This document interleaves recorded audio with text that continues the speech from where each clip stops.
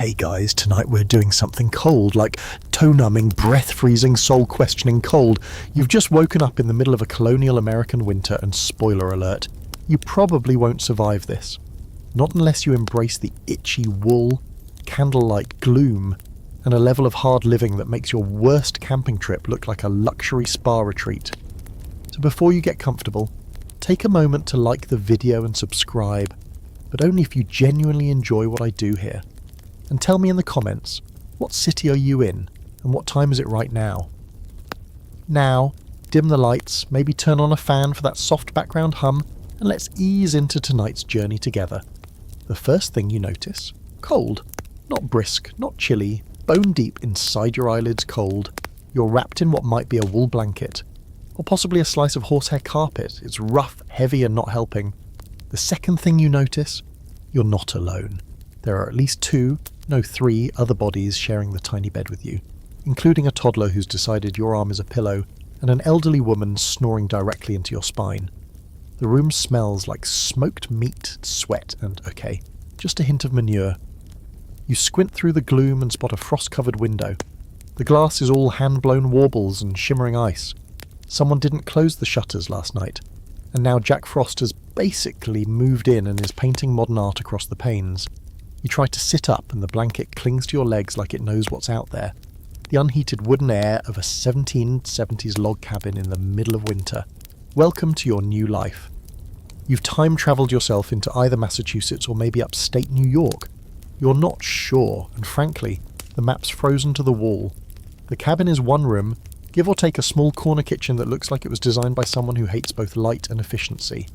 The fireplace at the far end is your only heat source, and it's down to glowing embers now, crackling feebly as if it too wants to give up. A rooster crows somewhere outside, though you're not sure if it's a real rooster or the shriek of the wind hitting the privy. Either way, someone's up already, because you hear heavy footsteps and a sleepy voice mumbling about firewood. Then a door creaks, snow crunches, and cold air floods in like it was waiting for the invite. You pull the blanket tighter, but it's like fighting a glacier with a napkin. You glance down and realise, great. You're in a thin linen shirt and underdrawers that have the texture of old paper. No socks. Your toes look insulted. You need clothes, and fast, because that blanket is losing its effectiveness by the second. You slide out of bed, careful not to disturb the small human still drooling on your wrist. Your feet hit the wide planked floor and, oh no, it's like standing on ice with bones instead of skin. You hop across the room in full panic hobble mode, and dig through a chest near the wall where someone has thoughtfully placed your wardrobe for the day. A shirt made of linsey woolsey, which is 50% scratchy wool, 50% sadness. Thick stockings, wool breeches, a heavy coat, and a cap that looks like it lost a fight with a raccoon. You dress quickly, shivering the whole time, your fingers barely cooperating. Colonial buttons are cruel jokes, tiny, stiff, and placed just wrong enough to make you doubt your dexterity. Eventually you look passable. You resemble someone who's either going to church or going to chop wood, which, fun fact, is often the same outfit in the 1770s.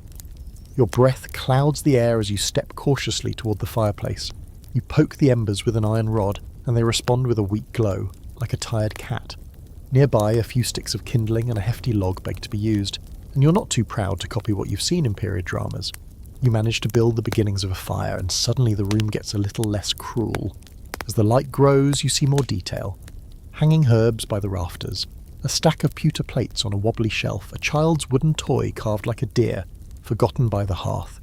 It's almost charming in a you're about to lose some toes sort of way.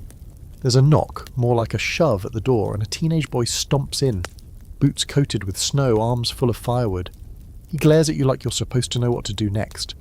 You nod awkwardly, like, yes, I am totally a normal colonial person who knows what fire is, and he dumps the wood with a grunt. It's still early, maybe just past dawn, and outside you hear horses snorting, sleigh runners scraping against frozen ground, and crows that sound deeply unimpressed with life. The sun hasn't so much risen as it has reluctantly appeared, casting a pale silver over the frostbitten world. Through the window you see the snow piled high along the sides of the house, more than a foot deep, and a narrow path trampled down by boots and hooves alike. There's a barn in the distance, a thin thread of smoke coming from another cabin, and someone shouting about a runaway pig. Here's your historical fun fact for the day. In colonial America, winter wasn't just a season, it was an annual test of your ability to not die. Farmers timed births, food storage, and even marriages around it. There were no snowplows, no instant coffee, and your average insulation strategy was pile more humans into one room. On the quirky side, colonial folks believed that sleeping too far from the fire could cause frost fever, a mysterious illness that was basically just hypothermia with a dramatic name. Some even claimed cold air would make your thoughts sluggish, hence why your brain right now feels like mashed parsnips. And debate time. Some scholars argue whether colonial homes were actually as drafty as we think. Sure, they didn't have fiberglass insulation, but builders used tricks like stuffing moss between logs or hanging thick quilts over doorways. Still, you'd trade all of it for a single space heater right now. Back inside, the fire is finally throwing off real heat, and the room is waking up. The toddler groans and sits up, hair sticking up like she's been wrestling hay. An older woman, possibly your new grandmother, shuffles over with a kettle to hang above the fire, muttering about breakfast. You think she says mush and grease in the same sentence. Promising.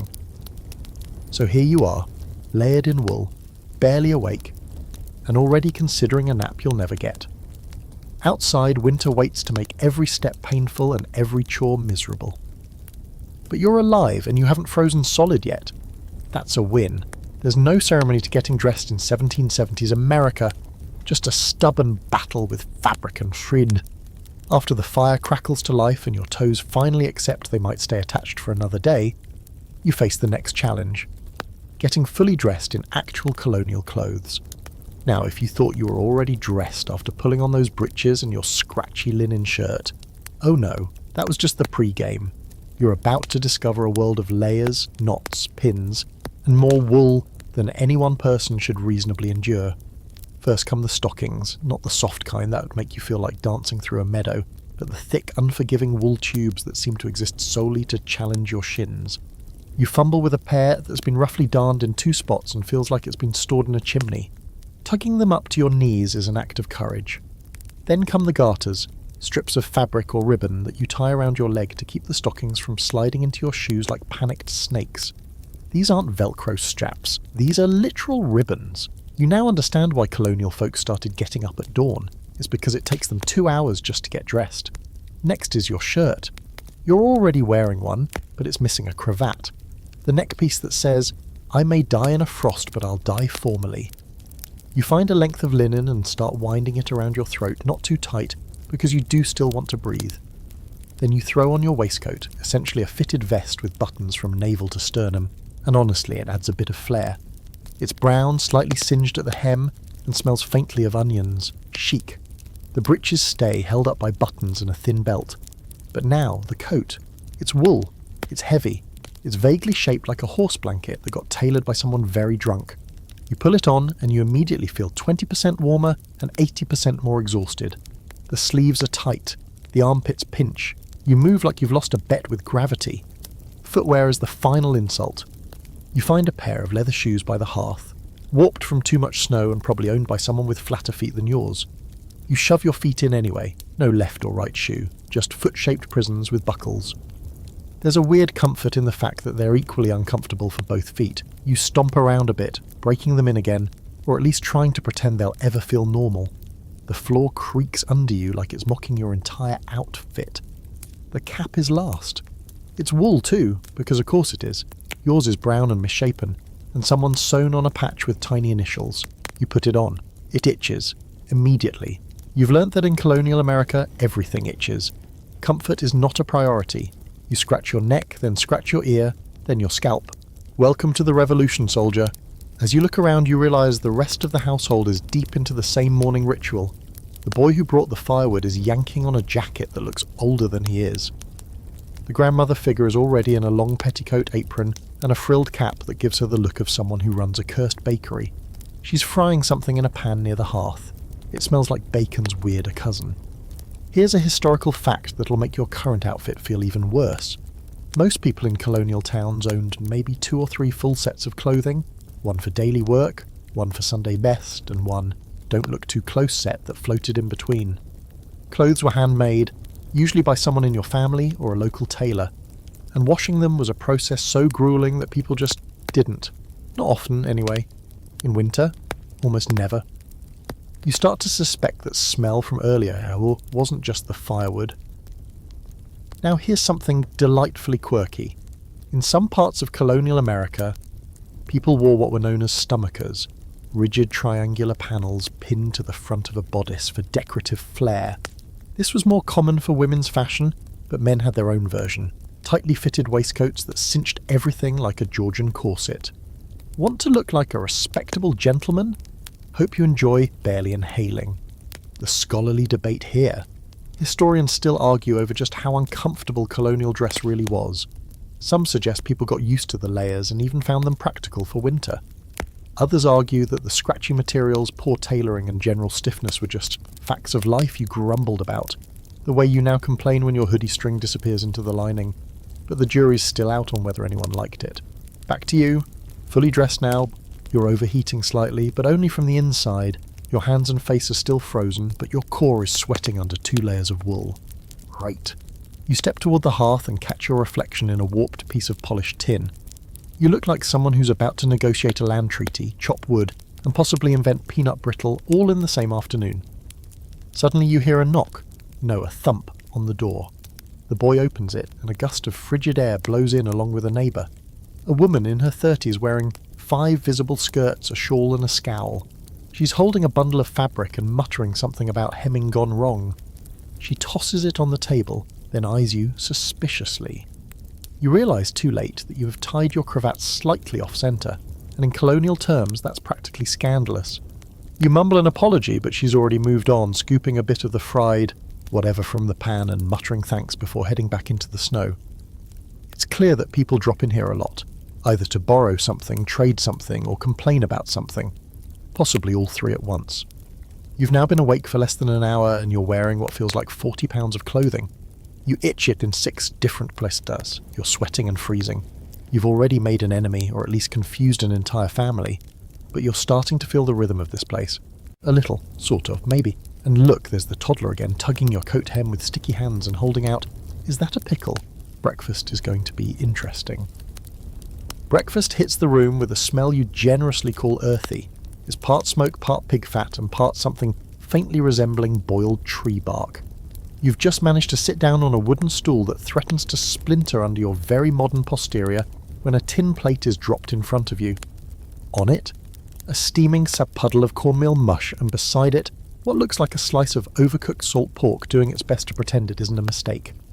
The toddler from earlier is now proudly chewing something unidentifiable and staring at you like you're an exhibit in a particularly cold museum.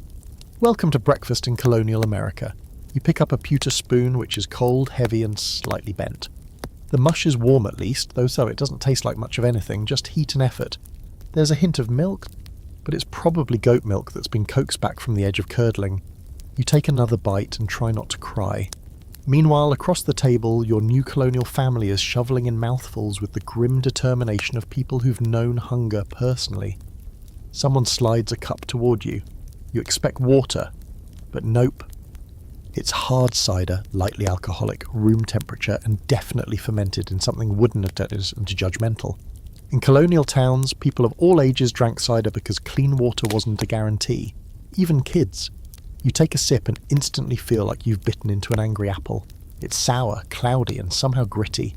The boy who brought in firewood earlier snickers at your face like he's seen this before. He probably has. You start to notice how quiet it is in between chewing. No buzzing fridge, no clinking dishes from a dishwasher. Just spoons scraping metal, logs popping in the hearth, and the occasional low cough that sounds not great. Someone needs a lozenge, or a priest. Here's a historical truth that makes your plate of mush feel slightly more noble. Cornmeal mush was a staple, especially in winter, when fresh produce was a pipe dream. Colonists would grind dried corn into meal, and then boil it with water or milk to make a thick porridge. Sometimes they added a little molasses if they were fancy. Other times they just salted it and called it a day. It kept you warm, it filled you up, and it required exactly 2 brain cells to prepare. Quirky side note. Colonists sometimes fried leftover mush into slabs called Johnny cakes, which were basically the ancestors of weird colonial pancakes. Some even mixed in dried apples or mashed pumpkin, which honestly would have helped this morning's situation a lot. Sadly, today is a no-frills mush day. Your spoon now makes a faint clank as it hits the bottom of the plate. And while we're talking food, let's dip into one of Colonial America's ongoing debates. How diverse was their diet, really? Some historians say the settlers ate better than we think. Lots of root vegetables, wild game, fish and homemade bread when it wasn't too humid or cold to rise.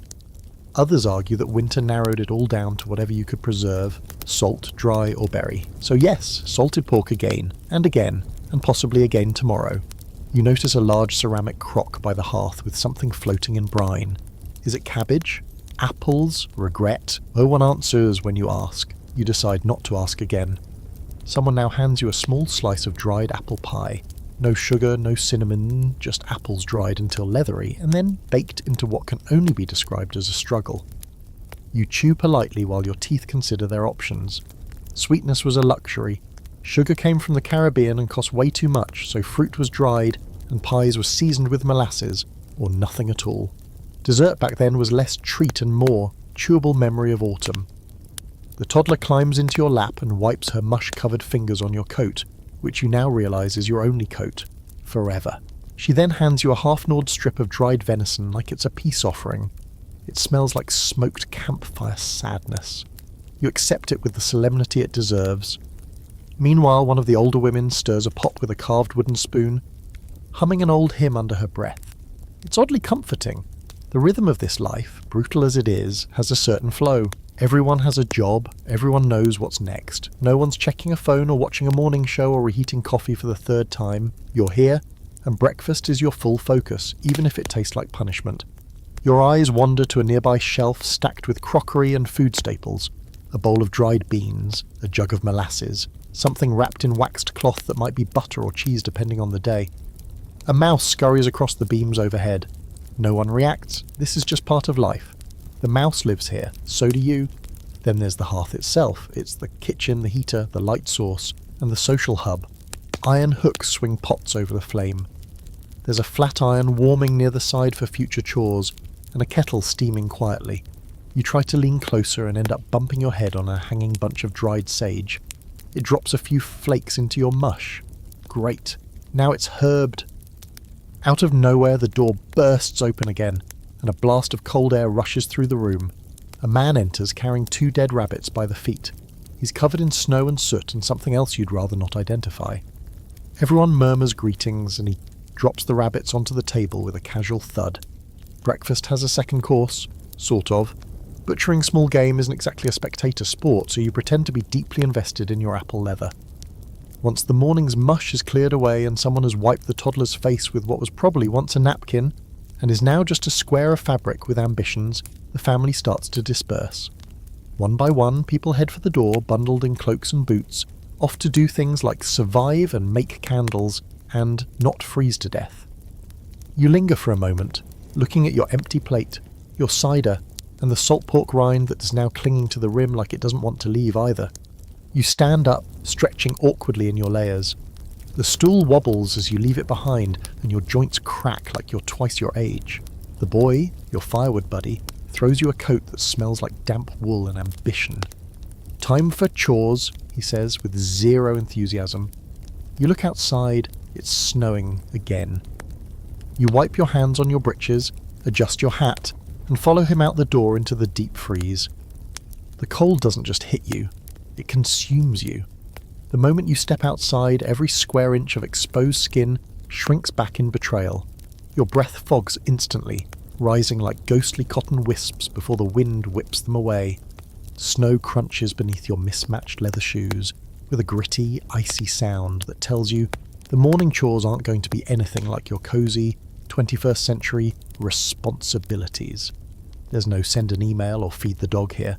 Colonial chores start with survival, and end with, well, you hope it ends with lunch. Your companion, the teenager who clearly sees you as one step above useless, trudges ahead through a foot-deep path carved between snowbanks. His name might be Caleb, or Ephraim. You're not sure, someone mumbled it during mush hour and you were busy chewing sadness. He's got an axe strapped to his back and a grim set to his jaw that screams, "This is the 15th winter of my 13-year-old life." Your first stop? The woodpile, which is less a pile and more a sad pyramid of logs half buried under snow and denial.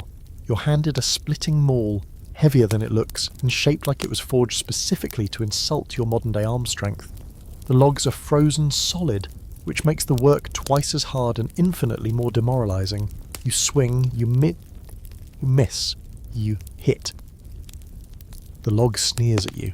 Caleb, Ephraim, takes over and splits it with one clean blow. You try not to cry. You spend the next 20 minutes dragging logs toward the cabin, stacking them near the door while your fingers ache inside mittens that are more decorative than functional. The wind finds every gap in your clothes, especially the one between your breeches and your itchy wool stockings. The cold bites hard there, too hard. You consider the possibility that you'll never feel warm again.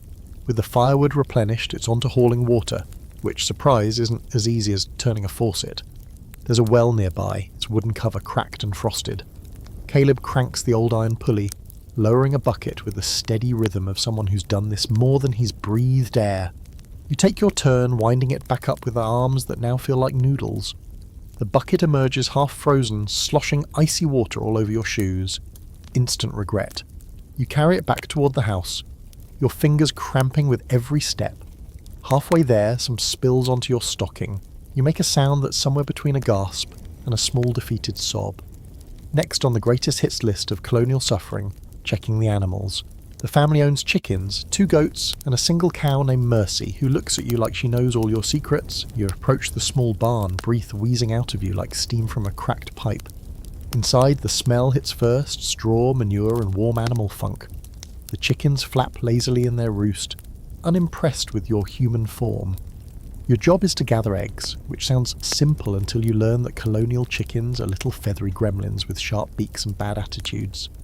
You reach under one hen. She pecks your wrist like you owe her money. You grab 2 eggs and back away slowly, as if negotiating with a tiny mob boss. The goats are next. One is tethered to a post, gnawing on a wooden beam like it wronged her. The other just stares at you, unmoving. "You ever milk a goat?" Caleb asks. You shake your head. He shrugs. "She bites sometimes." And then he leaves. Just like that. Now it's just you, a wooden stool, a tin pail, and an animal that looks one flick away from headbutting you into next week. You crouch awkwardly and fumble your way through what might generously be called milking. There's some success, mostly confusion. The goat does not bite you, but her tail smacks you directly in the eye. Twice. You wipe your face on your sleeve and carry the pail back to the house. It sloshes as you walk, and you're about 90% sure it's more froth than milk. Still, it's an offering. You walk past Mercy the cow, who sighs loudly like this whole scene offends her deeply. Here's a historical fact you didn't know you needed. Chores weren't just work, they were a moral duty. Colonial society, as Sicilian Puritan-influenced New England, believed idleness was the devil's playground. Children were given tasks as soon as they could walk. You're already behind. Technically, you should have been spinning thread, chopping kindling, and praying by 6 a.m. Now for something quirky. Colonial chickens were often brought inside during the coldest nights, not as pets, but as heaters. Families would place them near the hearth or even under beds to share body heat. If you weren't already losing sleep, imagine that clucking beneath your mattress. As for scholarly debate, there's some ongoing argument among historians about just how hard colonial children had it. Some accounts suggest that yes, they worked brutally hard. Others point out they had plenty of unstructured time, especially in winter, when chores slowed down and storytelling, carving, or play took over. But no one denies that the baseline expectation was, you work or you're a burden, and no one wants to be a burden when soup is rationed. You finally make it back to the cabin, red-faced, panting, slightly goat-scented, and soaked up to the knees. Your mittens are useless rags. Your coat is stiffening from spilled water and cold air. You can no longer feel 3 of your toes. You open the door and step inside just as the toddler hurls a wooden spoon across the room. It narrowly misses your face. Everyone looks at you, mildly surprised. You made it back. You did the chores, sort of. There's a nod from the grandmother figure. It might be approval. It might just be gas, hard to tell. You're directed to a stool by the fire. A fresh log crackles. Someone hands you a strip of dried apple. You chew in silence, legs trembling from cold and effort. And then, just as your eyes start to close, you hear someone say it. Time to check the outhouse. Oh no. So, the outhouse. The dreaded colonial toilet experience brought to you by bitter wind, poor architectural decisions, and a level of vulnerability you weren't emotionally prepared for. When someone casually announces it's time to check the privy, you assume this is code for something, maybe a euphemism for another kind of chore. Sadly, it's not. It's exactly what it sounds like. The family's outdoor toilet, a rickety little box on the far edge of the property, has filled up or frozen over or both, and it's your job, yes, yours, to deal with it. Caleb, still haunting your morning like a sarcastic ghost, tosses you a small tin scoop and a ragged scarf. "You'll want this," he mutters, already wrapping his own nose like he's prepping for a chemical spill. You follow him through the snow, boots crunching, wind slicing across your cheeks, and one thought echoing through your head. Indoor plumbing is a gift from the gods. The outhouse is a leaning, half-rotten shack with a crescent moon carved into the door. Charming if you're in a storybook, less so when you're approaching it in sub-freezing temperatures with a bucket in one hand and dignity slowly slipping away. The door creaks open, and the smell, oh, the smell, punches you directly in the soul. It's a mix of fermented human misery, wet hay, and something sour you can't identify and don't want to. You gag a little. Caleb doesn't even flinch. Inside, the seating arrangement consists of a single wooden plank with a circular hole and no insulation. Absolutely none. Just air. And beneath that, a pit so dark and horrifying that your imagination goes places it shouldn't. You kneel beside it, knees instantly cold through your breeches, and do your best to scrape away the frozen top layer. Because yes, even the waste freezes out here. This isn't just a bathroom. It's a seasonal hazard. There's no toilet paper, obviously. What you do find is a small basket of corn cobs. Used ones. And yes, people really did use them. In the hierarchy of bathroom accessories, corn cobs were the go-to tool for rural families, especially during winter, when leaves were a summer memory and paper was too expensive to waste. You make a mental note to never complain about thin public restroom tissue again. Caleb points to a wooden box half buried in the snow. "Ash bucket," he says. You glance inside and see cold grey ashes, likely from the hearth. These were sprinkled into the pit after each, visit, to reduce smell and help composting. Colonial sanitation wasn't elegant, but it was functional, sort of. You scoop, sprinkle, and back out slowly, feet slipping slightly on the icy floorboards. One wrong step and you'd fall into the hole, and let's be honest, that would be how you die. Back outside, the wind catches your scarf and nearly pulls it away. You let it. At this point, the cold is almost refreshing. You survive the outhouse. You smell like you didn't. But still, you're upright and unsoiled. The bar for achievement out here is breathtakingly low. As you trudge back toward the house, you notice something you didn't before. Footprints, small ones, leading from the barn to a cluster of trees near the edge of the property. You follow them for a moment, curiosity taking over. Then you hear a soft laugh, feminine, muffled by distance. A girl, probably your age, balancing a pail in one hand and a small lantern in the other, steps into view. She's wrapped in layers upon layers of wool, her cheeks pink from the cold, and when she sees you standing there gawking like you've never seen another human before, she just smirks. "Privy duty?" she calls, her voice teasing. You nod. "How'd you guess?" she shrugs. "You have the look," whatever that means. She walks off, pail swinging, disappearing into another cabin down the road. You'll probably see her again. Small town, smaller gossip radius. You get back to your adopted house and drop the tin scoop by the door like a soldier returning from war. Inside, the fire feels like a blessing. The toddler is now wearing a bonnet and pretending to churn butter with a stick. Someone hands you a slice of coarse bread. No one mentions where you've been. There's an unspoken agreement in this house. We don't talk about the outhouse. Here's a historical tidbit that'll really help you appreciate modern plumbing. Colonial privies weren't just for waste. They were also social hotspots. Believe it or not, some were double-seaters, so two people could use them at once. Privacy was a luxury and shame was optional. The real danger wasn't just the cold, it was contamination.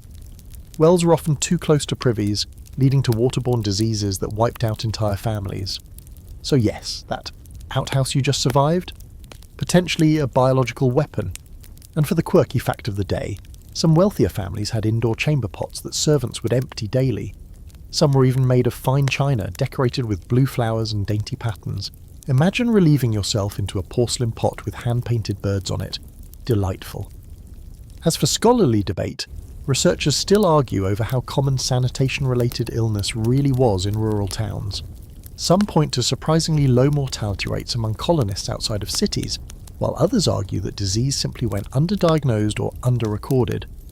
Either way, the lack of hygiene wasn't a mystery, it was a constant background risk. Every trip to the privy was a roll of the microbial dice. By late morning your muscles ache, your nose is red, and your appetite is cautiously returning. The bread is tough but not terrible. You dip it in a little honey from a small ceramic pot and instantly understand why sweet things were so prized here. It's the first flavour you've tasted today that doesn't make you question your life choices.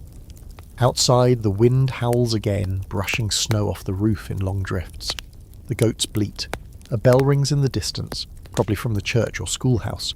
And now, just when you thought maybe you could sit down and breathe, someone says the two most feared words in winter colonial life: chore rotation. You all groan. Caleb laughs. And just like that, you're being handed a bucket of lard and a bundle of tallow. Candle time. Candle making is not as romantic as the history books suggest. There's no soft piano music, no delicate glass jars, no lavender oil, gently swirling into beeswax. Instead, there's you, holding a greasy ball of raw tallow, basically cow fat that's been boiled down to a greasy goo, and trying not to vomit as you work it into something that won't immediately catch fire or attract every insect in the county. Welcome to the fine art of staying lit in colonial America. It's disgusting. Caleb leads you around the side of the cabin to a narrow lean-to, partially protected from the wind, where a blackened iron kettle hangs over a flickering fire pit. The flames lick at the soot-covered bottom as the fat inside begins to liquefy, filling the air with a rich, meaty scent that immediately makes you question all your life decisions. It's like bacon's evil twin has come to haunt your sinuses. Don't stir too fast, Caleb mutters, dropping a handful of old candle stubs into the pot. It splashes. He's not wrong. One splash of this molten tallow and you'll smell like a roasted steak for a week, if you don't catch fire first. You watch as he dips a long piece of hemp wick into the pot, pulls it out and hangs it from a wooden rack to cool. That's it. That's the whole process. Dipping and drying over and over, hundreds of times. Colonial winter is a slow grind, and making candles is its most tedious expression. Your hands quickly get slick with grease as you fumble with the wick, trying to dip it just deep enough to coat, but not so deep that it sizzles and curls into an unusable lump. The wax clings unevenly, forming a misshapen blob more reminiscent of a melted breadstick than anything functional. Caleb looks over and grins. First time? You glare at him. What gave it away, the panic or the smoke? And he shrugs. Both. Here's your historical fact for the hour. Tallow candles were the most common source of light in early America, especially during the long winter months when sunlight lasted all of 6 hours, and everything else was too expensive or impractical. Beeswax candles existed, sure, but they were for churches, wealthy merchants, and people who didn't have to worry about scraping their dinner off the floor. For everyone else, animal fat was the glow-up.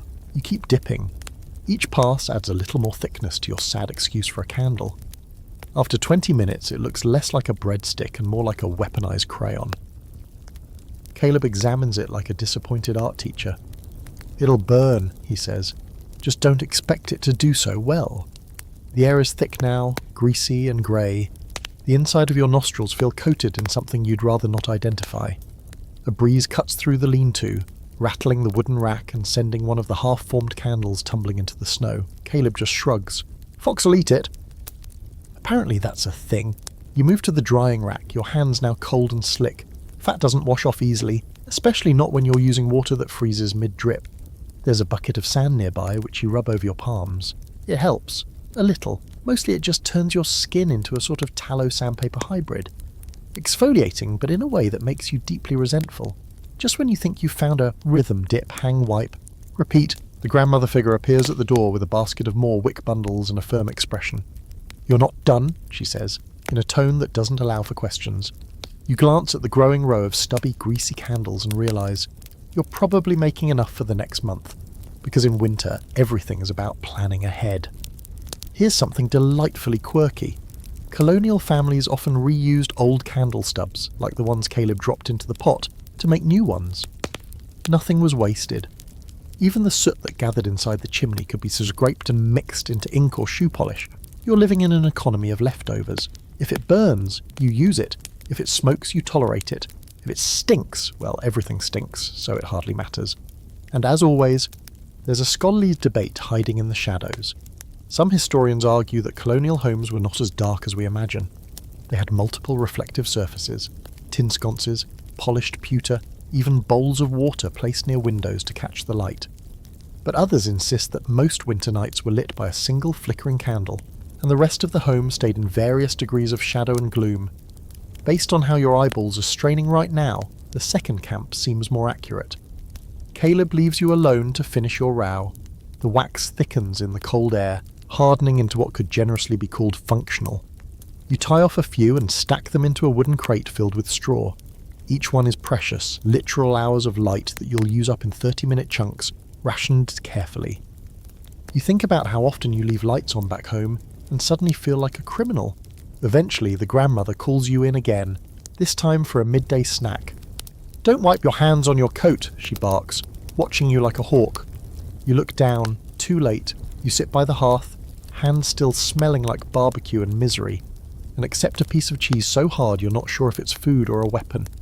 Paired with a crust of bread and a sliver of dried meat, it's not exactly a feast, but your stomach isn't picky anymore. The toddler sits next to you, chewing her own piece with terrifying commitment. She burps and pats your knee. You're bonded now. Through the window, the wind has picked up again, pushing snow across the landscape in shimmering waves. A group of boys runs by, bundled in scarves, flinging snow at each other and laughing like maniacs. Caleb appears a moment later, holding a rough wooden sled and raising an eyebrow. "You coming?" You glance at your grease-stained hands, your half-frozen shoes, your crumb-covered shirt, and the flickering candlelight painting everything in gold and shadow. Then you nod. Because if you don't throw snow at someone soon, you're going to lose your mind. You step outside just in time to catch a snowball to the chest. No warning, no name called out in challenge, just thwack. A cold, wet missile slamming into your sternum and instantly soaking through your already tragic layers. Caleb grins from across the yard, another snowball already forming in his gloved hands. He's joined by two other boys and a girl with a lopsided bonnet, all howling with laughter as they duck behind a snowbank like it's some kind of frozen trench warfare. Apparently you're the new kid and the designated target. Before you can even react, another snowball whizzes past your ear with an ominous hiss. Okay, gloves on, pride activated. You lunge forward and scoop a handful of icy powder, less snowball, more shrapnel, and lob it across the field. It lands near Caleb's boots and explodes in a puff of powder. His grin widens. The battle has begun. Snowball fights in Colonial America are a mix of chaos and open-air aggression. There are no rules, no teams, no safety goggles or plastic shovels, just piles of snow, cold red hands, and the occasional branch used as a shield. The four of them scatter, and you sprint for cover behind a tree that provides almost no actual protection. You're already panting. Turns out wool doesn't breathe so much as trap every molecule of heat until you're steaming like a dumpling. One of the other boys, maybe 10 or 11, sneaks around the side and hurls a snowball at your legs. You dodge, mostly by slipping, falling sideways, and taking out a chunk of snowbank with your shoulder. Your elbow cracks into the ice. There's a brief moment of silence. Then you laugh, because honestly, at this point, what else can you do? You've been peed on by a goat, rejected by a chicken, nearly cooked by a tallow fire, and now you're face first in a snowbank. Might as well enjoy it. Eventually the fight dissolves into truce, or maybe just exhaustion. Everyone collapses in the snow, breathing hard, red-faced, and coated in white dust like frosted cookies.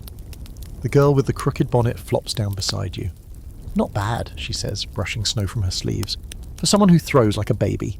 You smirk. That baby just nailed Caleb in the ear. She shrugs. He's been asking for it all week. The others begin trudging back toward the cabin, and the girl follows, but not before giving you a curious look. "You're strange," she says. "You talk funny." "Thanks," you reply. "I get that a lot." Inside, the heat hits like a wall. Your cheeks are burning from the wind, but your fingers are numb, so you hover near the hearth with your hands out like a beggar at a bread line. The snow on your coat starts to melt and drip to the floor. The grandmother gives you a look and throws you a rag. The toddler's now taken to gnawing on a leather strap and watching you like you're her favourite character in a play she doesn't understand. The fire pops, sending a small shower of sparks into the air. You flinch, and someone chuckles. Caleb, still wiping snow from his collar, tosses you a wooden cup. Drink. You'll freeze otherwise. You look inside and find not water, not cider, something darker.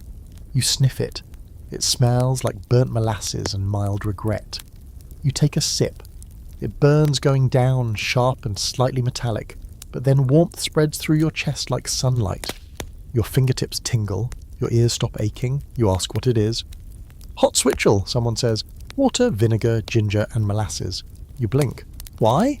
Because it's warm, Caleb shrugs, and it makes you forget how cold you are. Fair enough. Here's your historical fact of the moment. Colonial winter drinks weren't just for flavour, they were for survival. Switchel was a common choice, believed to restore electrolytes and help keep labourers hydrated. Sometimes they spiked it with rum, sometimes not. Either way, it kept your blood moving and your spirits just high enough to not scream into the snow every time you had to go outside. And speaking of fringe behaviour, there was a time when kids and even adults would super cool themselves by rolling in the snow after sweating from work or play. They believed it toughened the body and closed the pores. Sound familiar?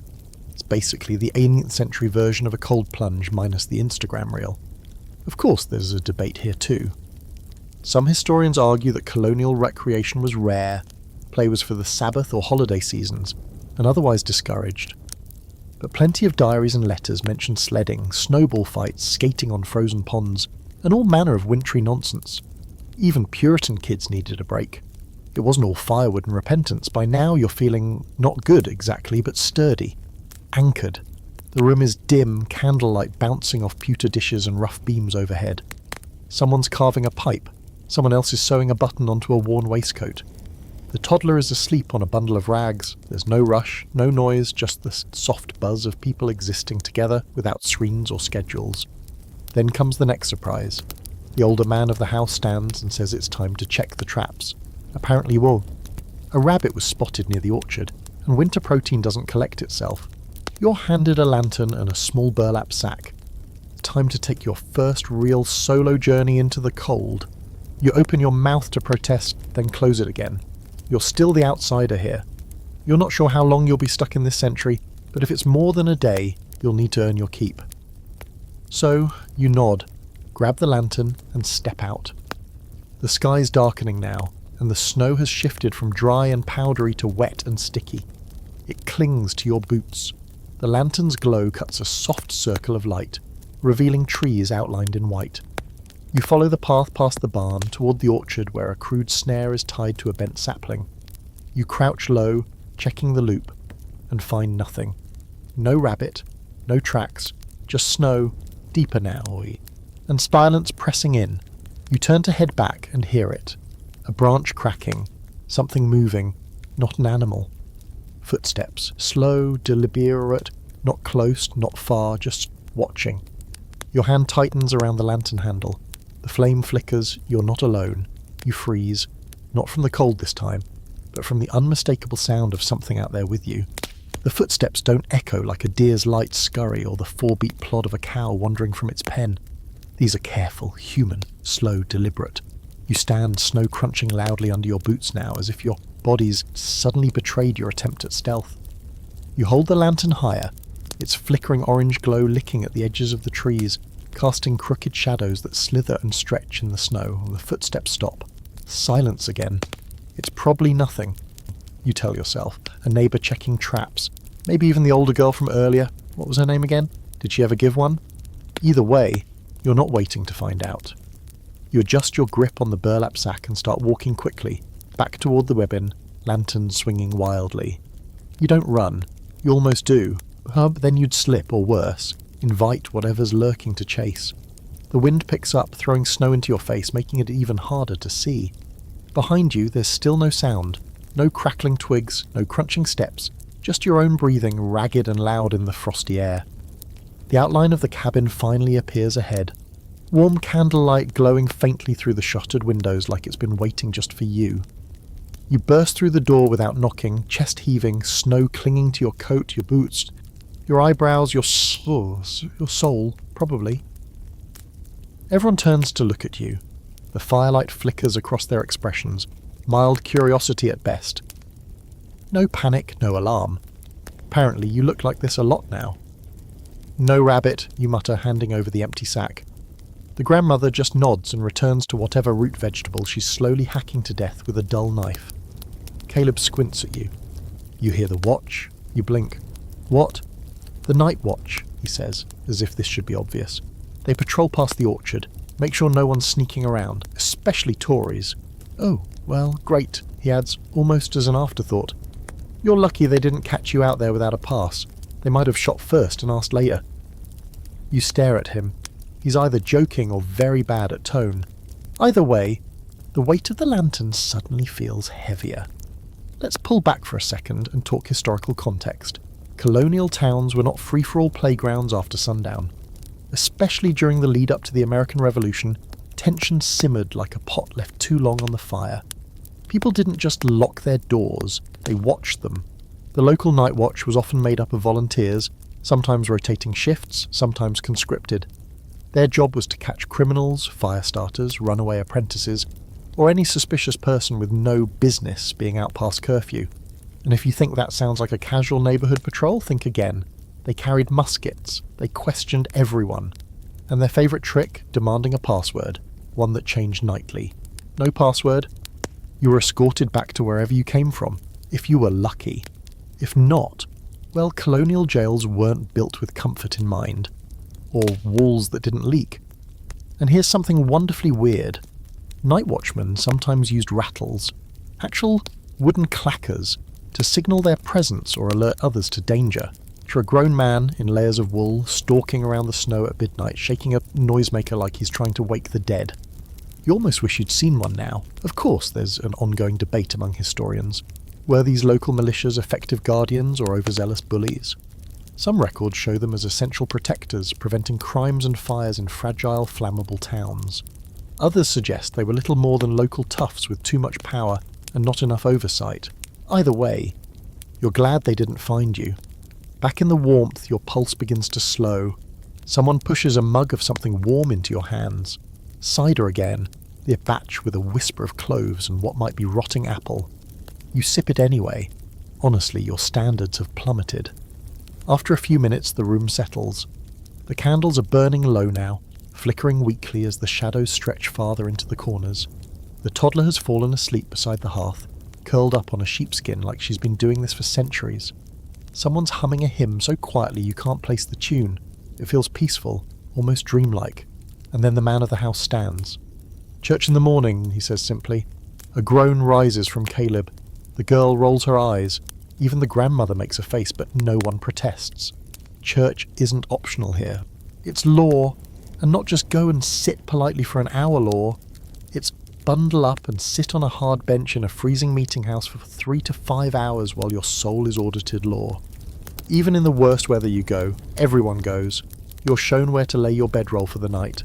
A thin mattress, filled with straw, wedged between a barrel of dried beans and a low bench. You huddle under a patchy quilt, still wearing most of your clothes. Undressing would be unwise, even inside. The fire dies down, the room cools again, and soft snoring begins. You stare at the ceiling, wooden beams barely visible in the darkness. The cider hums in your belly. Your limbs ache. Your toes are back to probably still attached status. Outside, the wind howls and rattles the shutters like it's pacing. Waiting, you drift off. But not before you wonder. Was it really the night watch you heard? Or something else?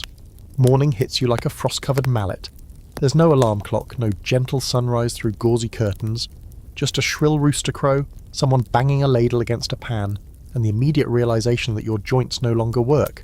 You slept crooked on a straw mattress, wrapped in a quilt that smelled faintly of goat, and now your spine is registering formal complaints. You try to sit up and your hip cracks. Good morning. The fire is out. Long out. The hearth's nothing but cold ash and a few scattered coals, and the air in the cabin feels like it's made entirely of knives. Everyone else is already up and moving in a sort of semi-conscious zombie shuffle. You blink through the haze and realise that today is church day, a Sunday in Colonial America, which means you're about to experience the full spiritual and physical test of endurance that is the local meeting house. No breakfast, not even mush, just cold water to splash on your face, which somehow makes you colder, and a small piece of stale bread shoved into your hand as you're herded out the door like a sheep in a bonnet. Outside it's snowing again. Of course it is. Thick wet flakes falling in slow solemn spirals, as if the sky itself is preparing for judgment. You're already wearing half your wardrobe, but now someone hands you a heavy woolen cloak that smells like a closet full of wet dogs and dried herbs. It's fastened with a wooden toggle and barely covers your knees. Then comes the Sunday hat. Yours is a floppy, wide-brimmed thing that looks like it escaped from a scarecrow. You put it on anyway. Church fashion isn't about looking good. It's about not freezing to death while contemplating eternal damnation. The walk to the meeting house takes a solid 20 minutes, through snowdrifts, over frozen puddles, past neighbours doing the exact same half-frozen shuffle in similarly grumpy silence. No one's talking. It's like the entire town is collectively preparing to be spiritually scolded. You pass several other cabins with smoke drifting from chimneys, and a few children being dragged by mittened hands as they wail, "I don't want to go." One mother responds with, "You'll want to go when you're burning in hell." That shuts him up. You spot the church building ahead. Large, grey stern-looking, steeple of stained glass. Just plain wooden boards, darkened by time and weather. The meeting house, as they call it, serves as both the town's place of worship and its gathering hall. On Sundays, it's where everyone's souls are weighed and found wanting. During the week, it hosts town debates, announcements, and the occasional awkward wedding. You wonder if they even sweep the place. Inside, the air is only marginally warmer than outside, but it smells warmer, like beeswax, wet wool, and the sharp tang of unwashed humanity. There's no organ, no pew cushions, no hymnals, just rows and rows of hard benches. You're directed to one in the back, near the door, probably because you're still new. The cold seeps through the wood into your bones like a curse. After a few minutes of polite shuffling and discreet coughing, the preacher enters. He's thin, severe, and dressed in black from head to toe. His hair is tied back, his eyes are sunken, and he carries a Bible the size of a wagon wheel. He climbs the pulpit with all the cheer of someone about to announce the apocalypse, which, to be fair, is probably what he's about to do. Then it begins. 3 solid hours. The sermon is less uplifting message and more long-winded existential gut punch. He speaks about sin, lots of sin. Sin in your thoughts, sin in your actions, sin in your sleep, sin in your breakfast. You feel personally attacked when he references those who rise late and take more than their fair portion of bread. You look down at your shoes. There's no music, no call and response, no laughter, just words and silence. The room creaks. The snow taps against the windows like a bored ghost. You start to drift off slightly around the part where he compares vanity to a serpent slithering through your soul. Your head nods forward, just a little, and then whack! Someone hits you, not hard but firmly, with a long stick. You turn, blinking. It's a boy, maybe 9 or 10, holding what looks like a long staff with a feather on one end and a knob on the other. He stares at you solemnly and then moves on. What just happened? Welcome to the colonial tithing men. Here's a historical fact to make your bruised pride feel a bit better. Tithing men were in charge of keeping people awake and in line during long church services. They literally walked the aisles, watching for nodding heads. If a man fell asleep, he got the knob to the head. If a woman nodded off, she was gently tickled with the feather. You try not to dwell on that logic too much. The little tithing man is now lurking behind an elderly man who's clearly fighting a snore battle of epic proportions. Whack! Another gentle bop. The cycle continues. You sit up straighter, trying to appear as alert and morally unblemished as possible. The sermon ends, sort of. It just bleeds into a second lecture. Something about proper behaviour during winter, how idleness invites the devil into your pantry, and how dancing is definitely a gateway to eternal fire. You shift on the bench, which has now made a permanent groove in your backside. Your knees ache. Your feet are numb. Your soul feels gently exfoliated. Finally, the preacher offers a prayer and the congregation rises. You don't so much stand as creak into a vertical shape. Everyone files out slowly. Outside it's still snowing. Of course it is, it will always be snowing. Here's something quirky for the road. In colonial New England, Sunday wasn't just about church. It was a whole day of rest. No cooking, no games, no singing, no travel. Some towns even enforced fines for Sabbath breaking, and children could be punished for skipping services or playing in the snow. Imagine having to smother a laugh during a snowball fight so God doesn't hear you. And here's where historians squabble. Was the colonial Sabbath truly a day of peace and rest, or was it just a long, cold exercise in restraint and guilt? Some accounts claim it was a welcome break from constant labour, a time to gather and reflect. Others describe it as the most miserable day of the week, especially for children who weren't allowed to speak above a whisper or even play with toys. Back at the cabin, the fire has been rekindled and a pot of stew bubbles over the flames, likely prepared yesterday to honour the no-cooking rule. You peel off your cloak and boots, sit down and accept a bowl of something warm and brown. It might be rabbit, it might be regret. You eat it anyway. No one says much. The room is quiet, reflective. You're not sure if it's the sermon or just another long day in a long winter. But everything feels heavy. Not bad exactly, just still. You watch the flames flicker and try not to fall asleep on the bench again. You do, a little, and when you wake, someone has drawn the curtain across the window, because even on the Sabbath, the wind still howls. Monday greets you with the sound of wood splitting, loud repetitive thuds echoing through the frosty air, each one followed by a sharp exhale and a muttered curse from somewhere just outside the cabin. Your eyes creak open. The fire's still going, barely, casting flickering shadows across the packed dirt floor. The toddler is snoring under a pile of quilts that might be alive. The room smells like wet wool, onions, and what might be feet. You peel yourself off your straw mattress and immediately remember every inch of your body that sat through yesterday's sermon. Someone opens the cabin door, and cold air crashes into the room like an uninvited party guest. Monday means school for the younger kids and full chores for the rest. You, according to the grandmother, are old enough to be useful, which is colonial speak for, you're not getting out of this. After a hasty breakfast, today's delicacy is bread fried in leftover pork grease, you're handed a bundle of firewood and pointed toward a building down the road. It's a squat square structure with smoke puffing from a central chimney and tiny frost-rimmed windows you can't see through. As you approach, the sign becomes visible. District Schoolhouse number 3. Not exactly Hogwarts. Inside it smells like ink, wet mittens and scorched bacon. Maybe someone's lunch leaked into their books again. The room is single-purpose, one stove, one blackboard, rows of benches, and one stern-looking schoolmaster already scratching something illegible onto a slate with a piece of chalk. His name is Mr. Whitmore, and he looks like he was born wearing a powdered wig and disappointment. You sit in the back, wedged between two students who immediately begin sizing you up. One has a scab the size of a coin on his temple. The other has ink-stained fingers, and an expression like he's trying to read your soul, and also cheat off your test simultaneously. The school day begins with a prayer. A long prayer. You lose count of how many sins are mentioned by name, but you're confident that whispering, eating too quickly, and sitting improperly are all on the list. Then Mr. Whitmore launches into arithmetic, which would be fine, except it's delivered entirely in rapid-fire word problems like, if a farmer sells 7 bushels of corn at 2 shillings and 3 pence per bushel, and pays 1 shilling for transport, how much does he profit? You have no idea. You also don't know what a pence is.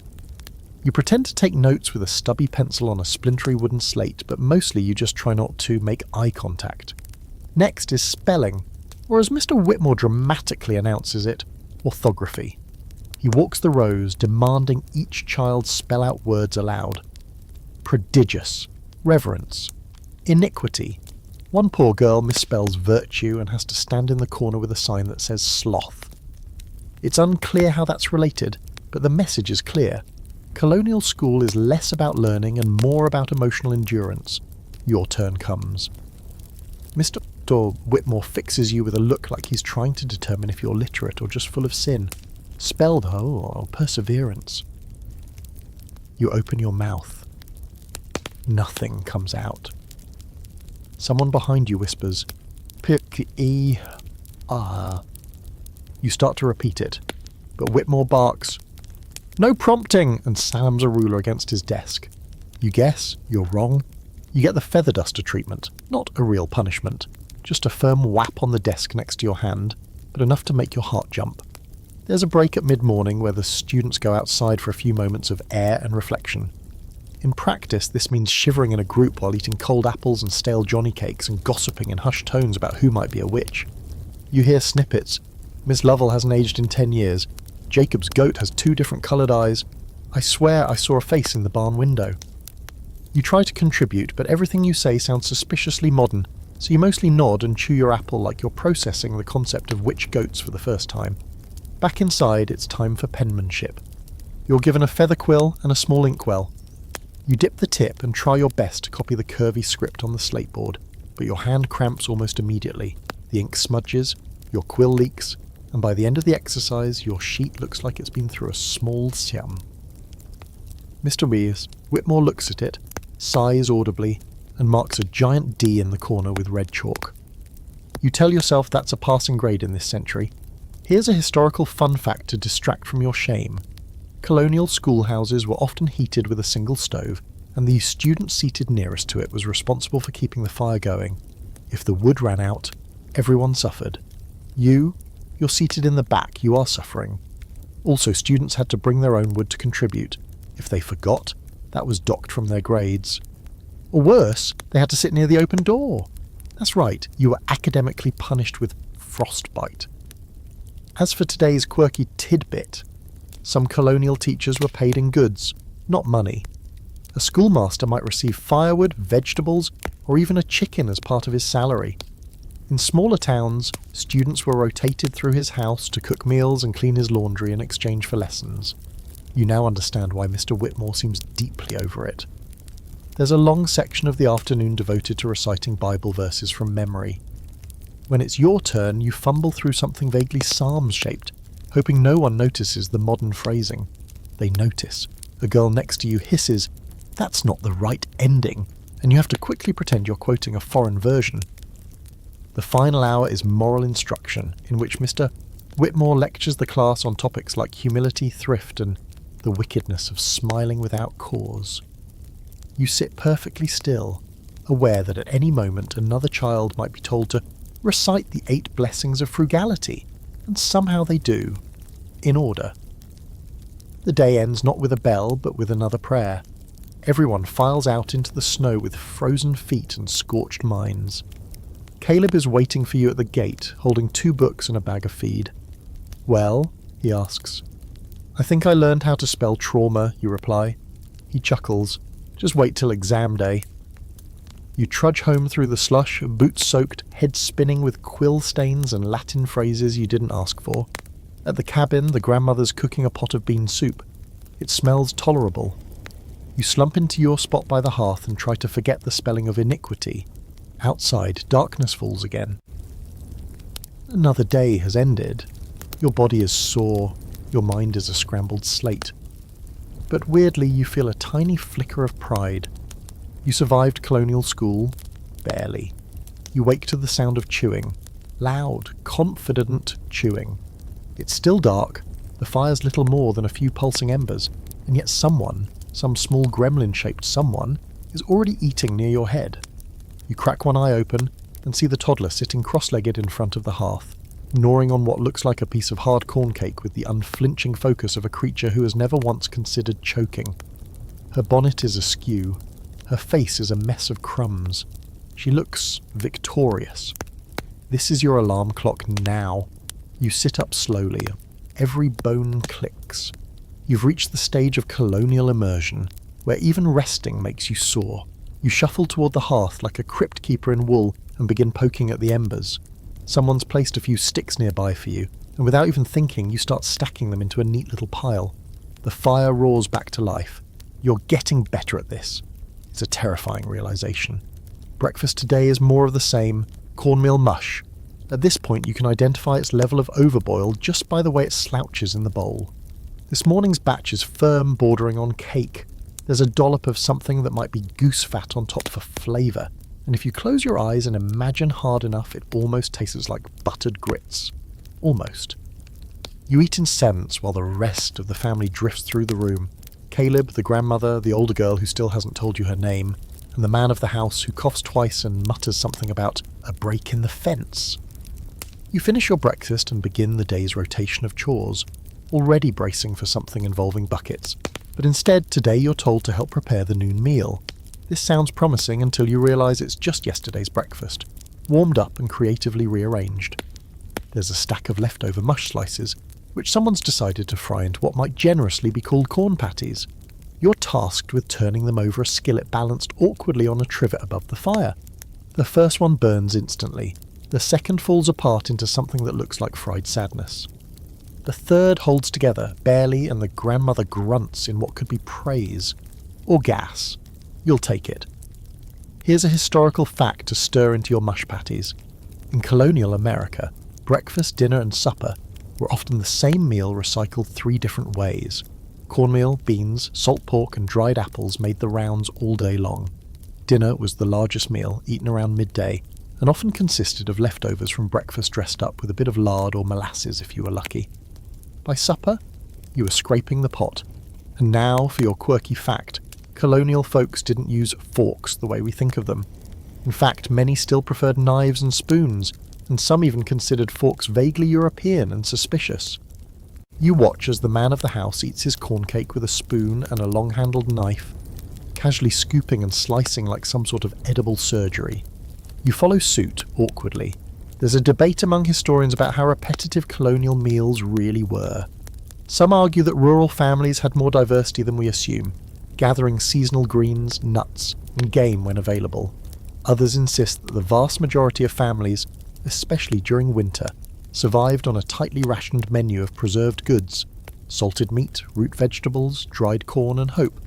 Based on the current state of your mush slab, you're inclined to agree with the second group. Once the midday meal is finished, the family disperses again, and you're left in the warm cabin, which smells now like scorched corn and wood smoke. The toddler is asleep in the corner surrounded by what might be a fort of laundry. You take your bowl to the bucket of lukewarm wash water and begin the delicate ballet of washing dishes witut some soap, running water or any concept of sterilisation. You scrub with a rag that's more whole than fabric, rinse in what is essentially tepid broth, and then dry with a towel that has clearly seen better centuries. You're just finishing when the grandmother gestures toward a pile of flat stones by the hearth. "Put those in the bed," she says, matter of fact. You stare. "Excuse me?" "Heater stones," she explains. "Put them near the coals, then wrap them in cloth and tuck them under the covers." It's not bedtime, it's barely afternoon, but she insists you get used to this little trick because tonight'll bite. You stack the stones carefully by the fire, trying not to burn your fingers, and wonder how many people before you have used these exact rocks to keep from freezing solid in the night. Probably hundreds. You now have heirloom bedrocks. Outside, snow starts to fall again, heavier this time. Thick flakes drift lazily down, layering over the muddy footprints and chicken tracks from earlier. You sit by the window for a while, watching the town fall back under its white blanket. A pair of boys drag a sled past the cabin. One is sitting on it. The other is yelling. It's unclear if it's fun or an argument, maybe both. You consider going outside, but the warmth of the hearth has you anchored. Instead, you reach for the basket of mending beside the fire, and, God help you, begin threading a needle. You're not sure who you've become, but they apparently so. Your fingers fumble the task at first. This wool is coarse, the needle dull, but eventually you manage to patch a hole in a sock without making it worse.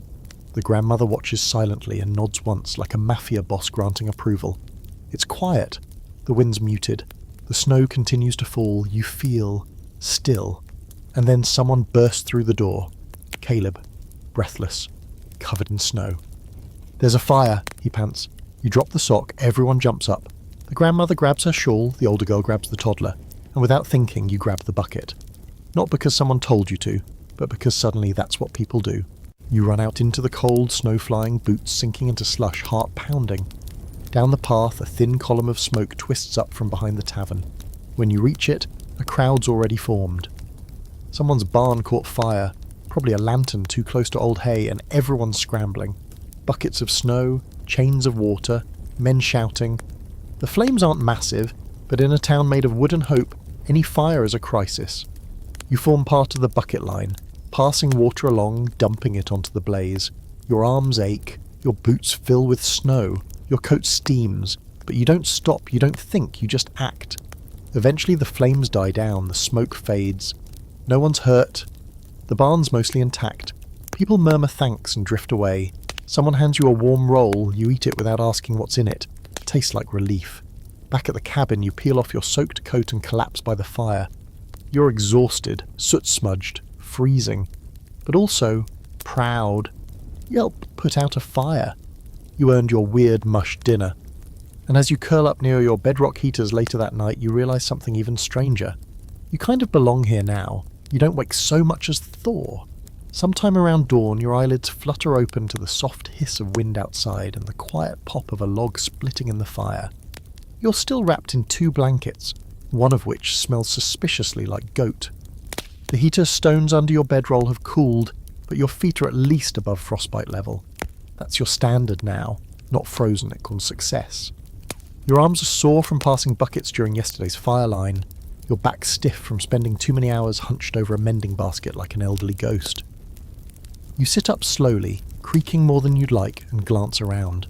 The others are still asleep, Caleb curled near the hearth, the toddler upside down on a mattress like a very tiny drunk, the grandmother already up and rattling through crockery with the soft focus of someone who's been awake since the Reformation. Today, she says, you'll be learning about candles again, but not dipping this time. You're moving on to tallow moulding, and that's not the weird part. The weird part is that it's considered a treat. You step outside to relieve yourself first, because yes, the outhouse still exists, and no, it hasn't gotten any warmer. It's windier now, and last night's snow has turned to a crunchy crust underfoot. You slip once.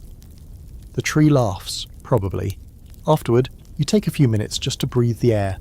It's sharp and dry and smells like pine needles and wood smoke. And something else, sweet. Faint, but real. Maybe it's your imagination. Or maybe someone in the village actually found spices. Back in the cabin, breakfast is waiting. You're handed a bowl of what's now become your culinary soulmate.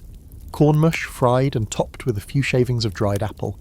You eat it automatically, like a machine. Only now you've learned to scoop with your spoon at an angle to avoid the burnt parts. This is growth. After breakfast, the grandmother starts organising supplies, moulds, racks, and what appears to be a large crock of previously rendered tallow. The air turns greasy quickly. She explains the process while handing you pieces of linen for wicking. Moulding candles is faster than dipping, she says, but it's more precise. The tallow has to be just the right temperature. The moulds have to be clean and dry. The wick must sit centred, or the candle burns lopsided and weird, like a judgmental cousin. You feel the first mould under her supervision, pouring the melted fat carefully and watching it settle into the long tin tubes. The smell is powerful. Greasy, smoky, faintly beefy, like someone slow roasting regret, and it sticks to everything, your hands, your sleeves, your soul. You tie the top of the wick to a stick and balance it across the mould so it stays upright. 10 more to gas. Here's your historical fact for the day. In the dead of winter, candle making was essential. With daylight hours down to a stingy handful and darkness closing in by late afternoon, candles weren't just about comfort, they were necessary.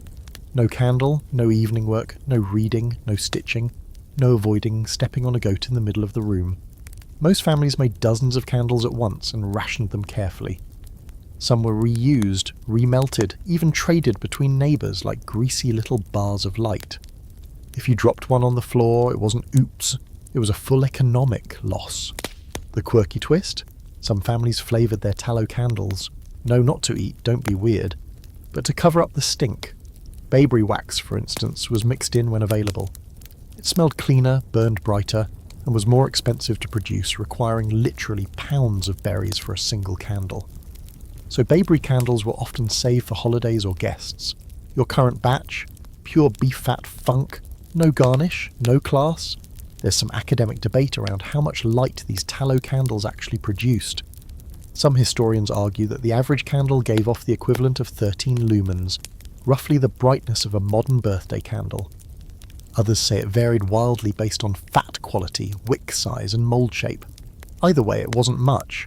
Whole rooms might have been lit by a single flickering taper, meaning most colonial nights were steeped in shadow, literal low-light living. You're starting to feel it in your squint. As the day drifts forward, you fall into a rhythm, melt, pour, center, cool, remove. The cabin is filled with the warm smell of tallow and baked corn, with an undercurrent of wood smoke and sweat. The toddler walks past at one point carrying a candle stub and licking it like it's candy. No one stops her. Caleb enters just before noon, snow in his hair, shaking off a morning spent feeding animals and not slipping on frozen manure. He peers at your rack of finished candles and grins. Those actually look usable. You nod. I'm skilled in greasy arts now. The grandmother gives you a look that might be approval or might be gas. Either way, you take it. The noon meal is bread again, and bean soup thick enough to pave a road with. The older girl, still unnamed, passes you a slice of dried apple she's softened in warm water, which you eat like it's creme brulee. Everything tastes better when your expectations are low and your caloric needs are high. After lunch, the grandmother leaves for a neighbour's house, leaving you and the older girl in charge of watching the toddler and finishing the candles. The moment she's gone, the girl finally looks at you and says, "I'm Eliza." Just like that. Name unlocked. You nod.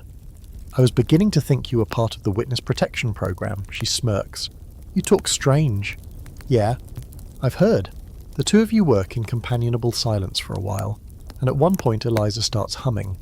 You don't recognise the tune, but it's soft and rhythmic, and it blends weirdly well with the slow dripping of tallow and the crackle of the fire. You glance outside. Snow's still falling, but now it's fine and soft, coating everything in a shimmering white layer that glows faintly even in the dim daylight. It's quiet, peaceful, and then... thud. You both freeze. Another thud. The door. Someone knocks. No one knocks in this town. You and Eliza glance at each other. She quietly sets her candle mould down and moves toward the window. Peeking through the shutters, she says nothing for a long moment. Then, it's Reverend Hatch. Oh, great. You've seen the man once during that sermon that still haunts your posture. Tall, bone-thin, wrapped in a black wool cloak that makes him look like a biblical scarecrow. He's standing in the snow, unmoving, like a character from a morality play you don't want to be in. You open the door. He steps inside with zero pleasantries. Snow dusts his shoulders like powdered sugar on a particularly severe cupcake. His eyes scan the room and land on you. "I have questions," he says, voice deep and slow. "About where you're from." You freeze. Liza glances at you. The toddler farts. The silence hangs like a guillotine. You smile weakly. "Sure. Let me just finish this candle first." Reverend Hatch doesn't sit. He just stands in the centre of the room like a tall theological sundial, casting suspicion into every corner with a glance. The snow clinging to his cloak starts to melt, dripping in tiny puddles onto the floorboards, but he doesn't remove it. The man looks like he's constructed entirely from smoke and sermons. His eyes settle on you again, and this time there's no flicker of friendliness behind them. "You're not from around here," he says. "It's not a question." You nod, slowly, cautiously. "I'm new." He lets the silence stretch, like he's trying to see if your own guilt will bubble to the surface. You resist the urge to shift under his gaze, though your spine is already curling under the weight of his judgment, like it remembers that sermon he gave about the fiery torment waiting for people who laugh on the Sabbath, or chew with their mouths open, or blink too hard, something like that. He walks slowly towards the hearth, peering down at the tallow moulds like they might offer insight into your soul. You know your way around candle making. "I've been learning," you say. "Quickly." He hums, not approval, not disapproval, just ominous humming. Pause. You're not sure how someone makes a hum sound like an accusation, but he's doing it. Eliza clears her throat behind you. "They've been staying with us, helping, pulling their weight." The Reverend turns his gaze on her, and even she flinches a little. "So I've heard. From multiple homes." He turns back to you. "You seem to be everywhere." You fight the urge to say you're welcome, but something about this guy tells you sarcasm is punishable by the community whipping post. "I'm just trying to do my part," you say instead, aiming for the neutral. He narrows his eyes. "And yet no one recalls seeing you arrive. No family name, no parish records, no baptism." Ah, there it is, the holy paperwork. You nod slowly. "I come from far off, a ways out my people, moved on I stayed." It's the most colonial sounding lie you can cobble together in the moment, and you're proud of it, even as it immediately feels like something a suspicious 1700s tax evader would say. Reverend Hatch studies you for a long moment, then, without warning, produces a folded piece of parchment from within his cloak. He hands it to you. Write your name. You stare at him. Excuse me? He points to a table. Your name. With ink. Now. Eliza fetches the ink pot and quill without speaking. She sets them down in front of you like she's offering you a last meal. You take the quill, dip it into the inkwell with trembling fingers, and hesitate. The Reverend is watching every twitch of your hand. And here's your historical fact for the hour. Penmanship was more than a skill in colonial America. It was proof. Signature meant identity. The way you formed your letters could mark your place of origin, your level of education, even your class. If your handwriting looked too fine, it meant you were trained. If it looked like you'd never held a quill, well, then what are you hiding? You carefully scratch your first name onto the parchment, keeping it blocky and crude, avoiding any modern flourishes. The ink smudges slightly. You hope that adds to the authenticity. Reverend Hatch takes it without a word, examines it, then slowly folds the parchment back up and tucks it into his coat. Do you attend the Lord's Day sermons? He asks. I was there, you reply, yesterday. I remember all 4 hours of it. That earns a flicker of something, displeasure maybe. The Reverend nods once and turns to the door. You'll want to stay visible, he says over his shoulder. People who vanish during winter tend to stay vanished. And with that, he's gone. Eliza exhales loudly as the door swings shut behind him. I hate him. You nod. I think he hates me. She shrugs. He hates everyone, except maybe the Corn Council. You sit back down, your heart pounding, your hands shaking slightly from the encounter. The ink blotches still stain your fingers. Eliza watches you for a moment, then says, That was pretty good. What was? That whole act. You sounded like someone with secrets, but not dangerous secrets. The kind of secrets a town will tolerate. You glance at the door. What if they don't? She shrugs. Then we tie you to a fence post and claim the cold did it. You stare at her. She smiles. Kidding? You're not so sure. She returns to the candle moulds, and you follow, eager to distract yourself. The rest of the afternoon is slow and greasy, your hands perpetually coated in wax and tallow. At one point, Eliza starts telling a story about a woman from a nearby town who swore she saw a witch's shadow in her butter churn. Her butter stopped setting right, and then her husband fell off a ladder, and then a raccoon bit their dog. Obviously, all signs of dark magic. You think witches are real? You ask. Eliza shrugs. Maybe not the broom-flying kind, but people do strange things when they're angry, or scared. Here's your fringe fact of the day. Butter was often used in witch trials. In parts of colonial America, spoiled or curdled butter was considered a sign of hexing. A butter churn that failed to yield a good batch meant someone in the village had cast a spell. It's butter science meets satanic panic. And scholars still argue whether belief in witchcraft was superstition or a way to explain economic misfortune. Did someone curse your cow, or did it just step on a nail in the night? Was your neighbour really a witch, or just a woman who refused to share her pickled beets? In winter, isolation and fear do strange things to a community's brain. That evening, with the candles finished and cooling, you and Eliza venture outside briefly to collect more snow for water. The cold is sharp and biting, the sky painted in deep indigo and silver. Lantern light glows from windows up and down the village path. Somewhere far off, a dog barks once. Then silence. You should be careful, Eliza says suddenly. You glance at her. About what? She doesn't answer right away, just lifts her bucket. They're watching you now, more than before. That signature trick might have bought you some time. You exhale, your breath fogging the air. How much time? Depends, she says, on how good you are at keeping secrets, and if anyone starts having butter troubles. You both laugh, a little too loudly. Inside, the cabin is warm again. The fire has been stoked. Dinner is more stew, this time with an actual chunk of meat floating in it like a rare gem. You chew slowly, aware that people might start counting portions. As the night wears on, you stretch out near the hearth, the tallow smoke still lingering in your hair and clothes. Caleb's carving something from wood. The toddler is asleep. The grandmother is humming a hymn you don't know. You close your eyes, and dream of butter that screams. You wake to smoke. Not fire smoke, thankfully, but sock smoke, which is, in its own special way, worse. There's a smell thick in the air, half wool, half panic, and when you sit up, eyes still crusty with sleep, you see it. Someone's stocking dangling over the fireplace edge, toes glowing faintly orange like it's auditioning for a cautionary tale. Eliza snatches it off with a stick and curses under her breath. The toe is now a crispy, curling ruin. "I told Caleb not to put it that close," she mutters, smacking the half-burned sock against her knee like that's going to untoast it. Caleb, still bundled in a quilt across the room, opens one eye and mutters, "It was wet." Then he rolls over. The grandmother doesn't even blink. "Let that be a lesson," she says. "Socks dry, but toes don't grow back." You're pretty sure that's not medically accurate, but in 1770-something it might as well be gospel. The hearth is the drying rack, laundry line and kitchen stove all in one, and it's working overtime. Beside it are 3 more socks, a pair of mittens, a wool scarf hung on a peg, and what might be underdrawers. Everything smells like smoke, sweat and lingering desperation.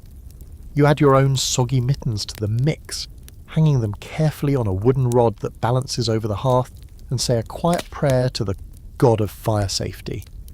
Here's your historical reality check. In colonial homes, drying clothes was a full contact sport. You didn't just toss damp things into a dryer and push a button.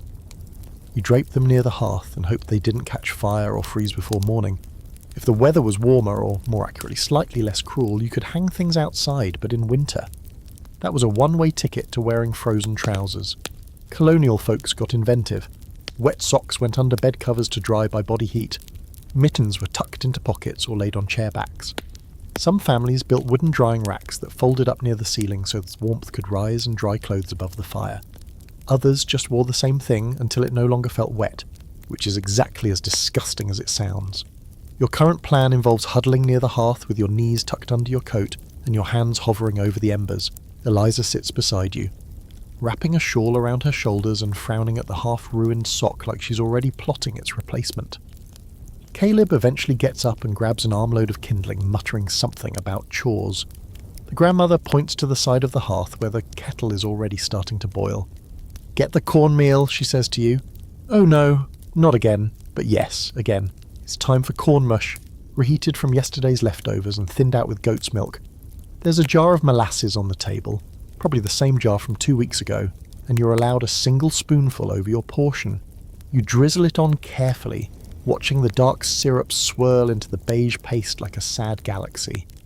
You eat slowly. It's sweet at least, and warm, and edible, which already makes it better than 80% of the things you've tried this week. The toddler, sitting beside you, sticks her whole fist into her bowl. She pulls it out dripping and immediately licks her knuckles like she's just invented fine dining. You've stopped questioning her. After breakfast, you're sent to help with laundry, which is a cursed word in winter. Eliza hauls 2 wooden buckets of soapy water into the cabin, both lukewarm and already cooling rapidly, and together you scrub clothes using flat rocks and stiff brushes. There's no washing board, no gentle rinse cycle, just you, your frozen hands, and a suspicious grey rag that used to be a shirt. You dunk, scrub, twist, and slap each garment with the kind of focus usually reserved for crime scenes. Your knuckles ache. Your fingers go pink, then red, then that alarming shade of white that says, "Modern circulation not found." Eliza pours another scoop of hot water into the bucket, and steam rises like a holy miracle. You both lean toward it instinctively, inhaling warmth and soap. Here's your fact for today. Winter laundry in colonial America was an act of sheer endurance. Water had to be heated over the fire, carried by hand, and used sparingly. Lye soap, harsh and caustic, was made from animal fat and ashes. It stripped dirt, oils, and probably a few layers of skin. And drying? Took days. In winter, clothes would freeze stiff, then slowly melt and dry in patches. Some people preferred to delay laundry altogether until warmer months, which meant owning a lot of clothes, or re-wearing the same 3 outfits until your own scent walked into a room ahead of you. Here's your quirky tidbit. Some colonists believed washing clothes too often weakened the fabrics, so they justified wearing the same undergarments for weeks on end. The logic? Dirt and body oil strengthened the fibres. You look down at your own wool breeches and decide not to think too hard about what they're absorbing. After the laundry's wrung out and hung near the fire, well above the sock crispening danger zone, you help Eliza with soap making. It's not a full process, just checking on the lye barrel and stirring a crock of soft-set soap that's curing near the hearth. It smells like fat and ashes, which is exactly what it is. You stir it with a wooden spoon that looks permanently traumatised. "I still like the smell," Eliza says, scrunching her nose. "Means we won't smell like goats forever." "You say that like it's a guarantee?" She smirks. "It's a goal." The afternoon drags slowly.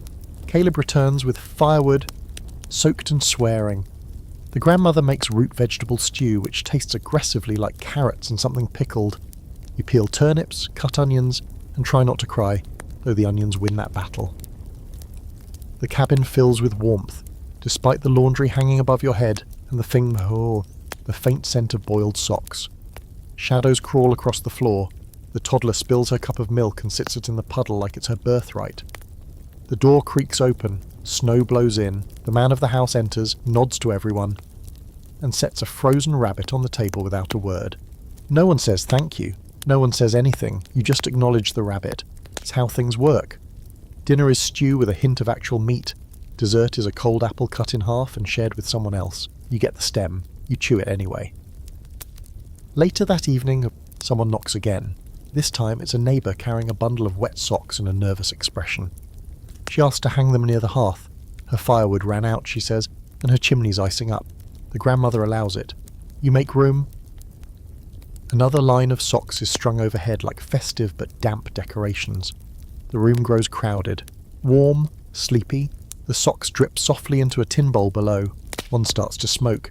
You catch it this time. By now, the scent of wet wool and wood smoke has embedded itself so deeply into your pores that you're pretty sure even modern shampoo wouldn't fix it. Not that it matters. You won't see shampoo again for, 250 years? Anyway, tonight the cabin is bursting at the seams. Between your host family, the neighbour with her sock emergency, 2 boys asleep on the floor who might be cousins, or possibly just wandered in, and the toddler snoring directly into your knee, personal space is officially extinct. Dinner's over. The stew's long gone, the bowls are stacked, and the room has entered what you now understand to be story hour. Not a formal event. No velvet curtains or magical narrators, just the hush that falls when the fire is hot, the bellies are mostly full, and the shadows are dancing on the walls like they've got something to say. The grandmother starts first, poking the fire with a stick, sending a soft shower of sparks up the chimney. She talks about a woman who once lived near the woods, a widow who never aged, who knew when animals would die, and who always had fresh herbs when no one else could find any. People started whispering, the grandmother says. Then her cow stopped giving milk. Then her baby was born too early, then someone's roof caved in. The townsfolk came with torches. By the end of the story, the fire's burning lower, and no one's making eye contact. A pause. Then one of the boys speaks up. "Tell the one about the wolves." Eliza rolls her eyes. "You mean the one you invented last week?" He scowls. "It's based on facts." The grandmother nods as if based on facts is a reasonable benchmark. Let him speak. And so he does. About the wolves with red eyes that come down from the hills in winters like this one, when the snow piles high and the meat runs low. He says they don't walk like normal wolves, that they rise up on hind legs and speak to each other in strange voices, that they wait near doorways and test the latches, that they can mimic crying children. The toddler whimpers in her sleep. Eliza pulls her close. You shift uncomfortably, not because you believe the story, okay, maybe a little, but because you've already had a few too many run-ins with weird sounds in the woods. And considering the way this place handles things like butter churning and shadows, red-eyed talking wolves don't feel completely off the table. After the wolf tale, the neighbour woman chimes in. Her story is quieter, slower. About her late husband, who in the final months before he passed, claimed to see his dead brother watching him from the edge of the field. Always the same time, dusk. Always the same spot. Never moved, never blinked. Was it grief, she asks, mostly to herself? Or a warning? No one answers. You're not sure what's scarier, the idea of seeing the dead, or the way everyone in this room reacts like it's normal. You lean back against the wall and pull your blanket tighter. The fire's throwing long, flickering shadows now, and the candle flames, your candle flames, dance inside their tallow-streaked holders. The The room glows amber and gold, fading into corners too dark to be safe. Eliza turns toward you. Do you have a story? You blink. What? A ghost tale. Or a fright. Everyone has one. You hesitate. Your brain pulls up every urban legend and campfire tale you've ever heard, but most of them involve flashlights and phone signals and Netflix specials. None of them translate well to a crowd that thinks coffee is suspiciously exotic, so you do what you've been doing since you got here. You lie creatively. You tell them about a traveller who heard scratching at his window every night for a week, only to discover it wasn't wind or tree branches, but a pale figure that left no footprints in the snow. You mention waking up to find all the windows open, even though he swore he latched them shut. You say the figure smiled, but it had too many teeth. The kids stare. The grandmother raises one eyebrow. Caleb mutters, "Too many teeth is too many." The room is quiet again. You exhale. And here's your historical fact to throw into the flames. Ghost stories were a staple of colonial winter life. When the sun sets by 4 and the wind howls all night, your imagination picks up the slack. With no books beyond the Bible and a few sermons, oral storytelling became the communal entertainment, especially tales meant to keep children obedient, or warn young women about straying too far from home. The line between moral lesson and horror story was, thin, and the fringe detail, some colonial towns recorded ghost sightings in official ledgers. That's right, there are actual town records noting spectral visitations, lights seen on the hillside, and or even, in one case, a voice in the barn that said no words known to man. Sometimes these entries led to house blessings, special prayers, or, in rare cases, burning down the barn entirely just to be safe. Of course, modern scholars debate how seriously these sightings were taken. Some argue they were metaphor, grief, anxiety, or social guilt manifesting in a world without therapists. Others believe the colonists genuinely lived in a spiritual landscape where ghosts, demons, and signs from beyond were as real as bad harvests and goat-borne fevers. You're currently sitting in the middle of that debate, under a quilt, next to a child who just mumbled something about the woman in the loft. You decide not to ask. As the fire burns lower, people drift into their sleeping corners. Eliza curls up beside the toddler. The neighbour woman wraps herself in a shawl and positions herself near the sock line. One of the boys murmurs something about checking the barn in the morning, then promptly passes out mid-sentence.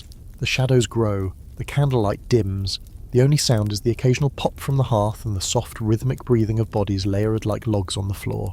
You lie back, eyes open, staring at the ceiling beams, trying to quiet your mind, but it's not easy. Because now you're thinking about wolves with red eyes, about the dead brother in the field, about the knocking on the door the other night, slow and deliberate, about Reverend Hatch and how he knew your handwriting didn't belong. Your heart races. You pull the blanket tighter, and just before you fall asleep you hear it again, the latch on the door, click. You don't move at first, you just lie there, every nerve stretched tight as harpstrings, your breath held in the back of your throat like it's afraid to make noise, because you definitely heard it. That unmistakable metallic click of the door latch being tested. Not slammed, not kicked. Tested. Gently. Like someone or something was deciding whether or not to let itself in. You're suddenly very aware of the thinness of this world you've stepped into. The walls are wood. The lock is laughable. The people around you are asleep, bundled and unaware, like they've long since accepted that winter will take what it wants. Your eyes scan the room in the dim candlelight. The fire's mostly embers now. 2 candles still flicker on the mantel. Yours from yesterday. Dripping slowly down into gnarled little puddles of wax. You sit up slowly, careful not to wake the toddler whose foot is inexplicably resting on your ribs. Outside, the wind has stilled, which somehow makes the silence worse. You hear a soft creak on the front step. Then nothing. Maybe it was the wind. Maybe a loose shutter. Maybe not. You ease off your bedroll, grab the nearest stick of firewood like it's a broadsword, and creep toward the door. The room is dark, the air cold, your breath coming in small white puffs. You place your hand on the latch. Pause. Then from outside a voice. A man's voice. Soft. Familiar. Easy now. Just a misunderstanding. You freeze. That voice. You crack the door open 2 inches. Outside stands a man wrapped in a thick brown cloak. Boots caked with snow, hat pulled low. You recognise the voice before you recognise the face. It's the man whose barn caught fire 2 nights ago. He was part of the bucket line, tall, wiry, with the kind of smile that doesn't quite make it to the eyes. "Didn't mean to startle anyone," he says. "Door wasn't quite latched. Thought I'd check it. Good neighbours and all." You stare at him. He shifts slightly. "Just out making rounds. Watch duty. Heard wolves earlier. Thought I'd make sure everyone's tucked in." You nod slowly. "We're tucked." He lingers another moment. The snow flurries dance in the air around him like tiny warning signs. Then, with a nod, he steps back and vanishes into the dark. You bolt the door. When you turn, Eliza's sitting up, watching you. "Who was it?" "Neighbour," you say. "From the fire." She stares at the door. "He doesn't live near here." Then lies back down. You don't sleep much after that. By morning, the sun is nowhere to be found. Just grey light pushing its way through the frost-coated windows. You stir the hearth back to life, add more wood, and heat up leftover stew for breakfast. The room slowly fills with groggy figures and quiet coughs. Caleb is limping. The toddler is chewing on the same button as yesterday. You eat silently, your eyes drifting to the door every few minutes. After breakfast, you're told to help with collecting eggs, which sounds simple, until you remember the chickens live in a small coop with no insulation and too much attitude. The snow outside is deep, powdery, and up to your knees in places. By the time you reach the coop, your boots are filled with icy sludge, and you've lost feeling in at least 2 toes. Inside, it's warmer, thanks to body heat and chicken rage. You lift each hen carefully, dodging pecks and judging eyes, retrieving a total of 4 eggs and 1 angry squawk. Caleb joins you halfway through and hands you a small pail. Father wants you to deliver these. You glance down.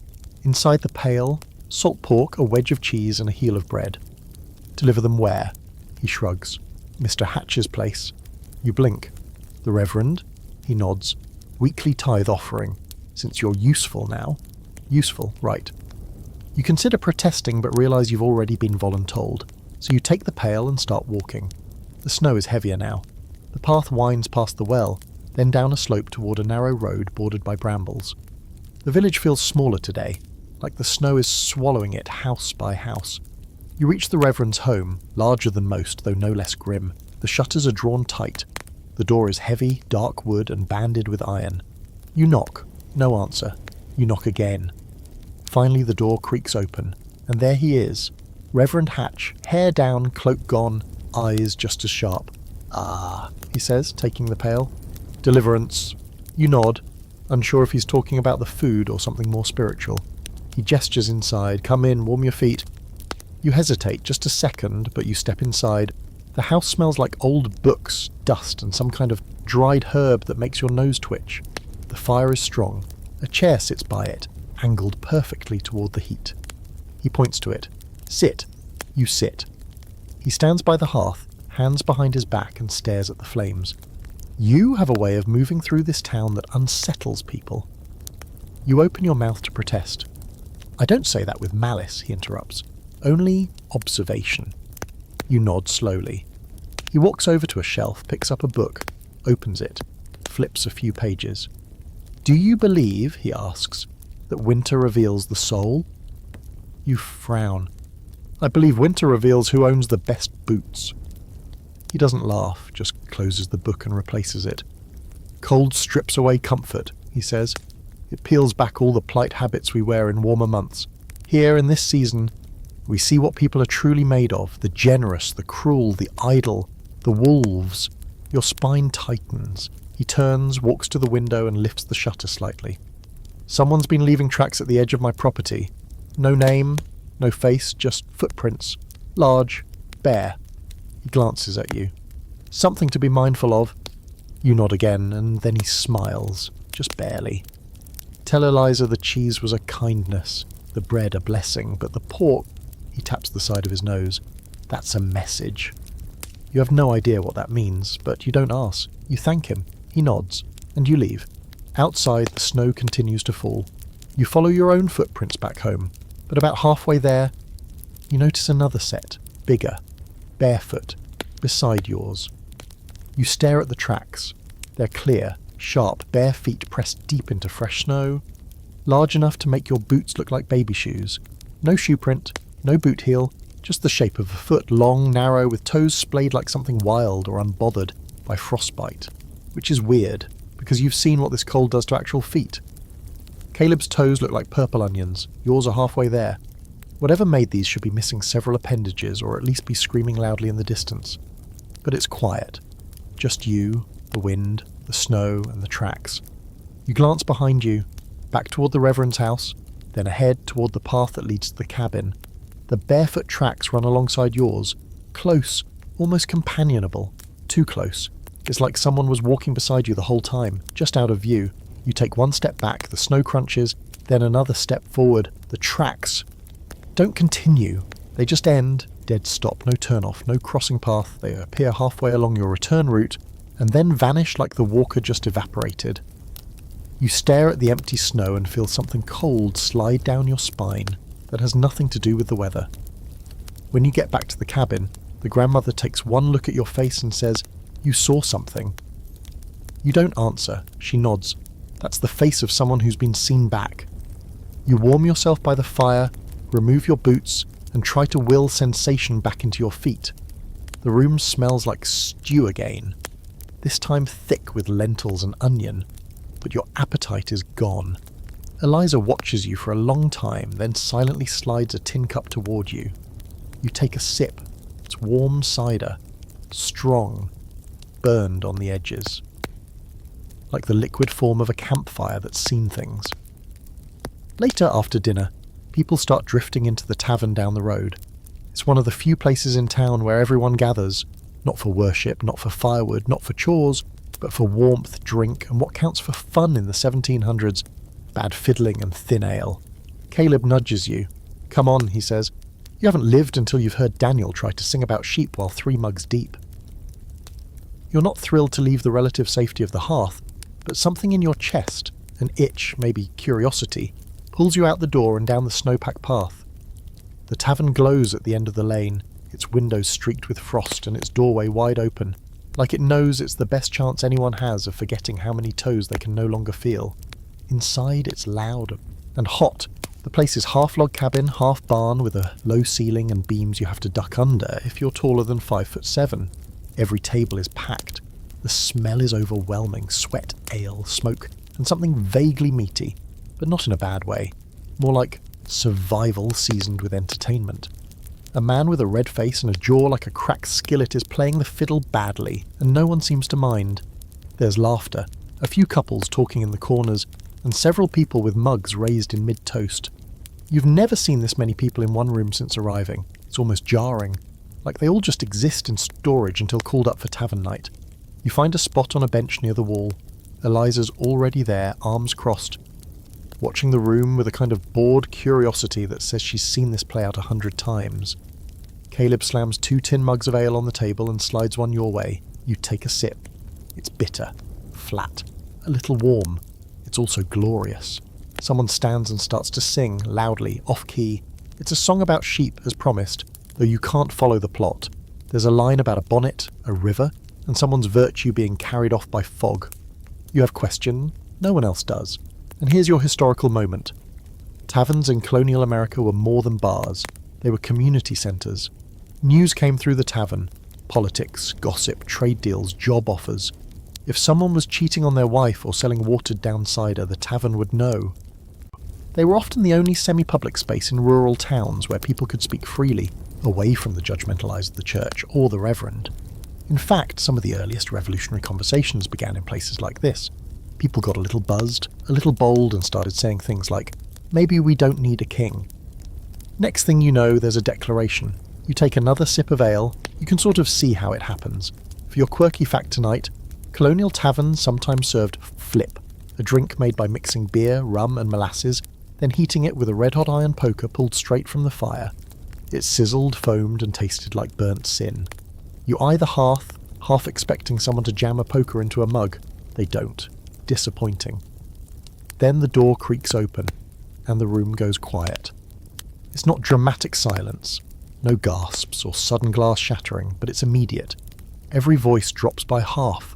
A few people glance up, then quickly look away. Standing in the doorway is a man you haven't seen before.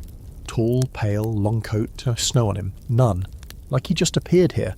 He steps inside, eyes scan the room. They land briefly on you. You stiffen. Then he walks to the bar. Says nothing. Just sits. Conversation resumes slowly, like a machine powering back up. But there's a hitch now, a subtle gear out of place. Caleb leans toward you and mutters, "Don't talk to him." You nod. Why not? Because he never talks back. You raise an eyebrow. Caleb shrugs. Just shows up, once a month maybe. No one knows where he sleeps, or if he does. You glance again. The man is sipping something dark. His face is blank, almost too smooth.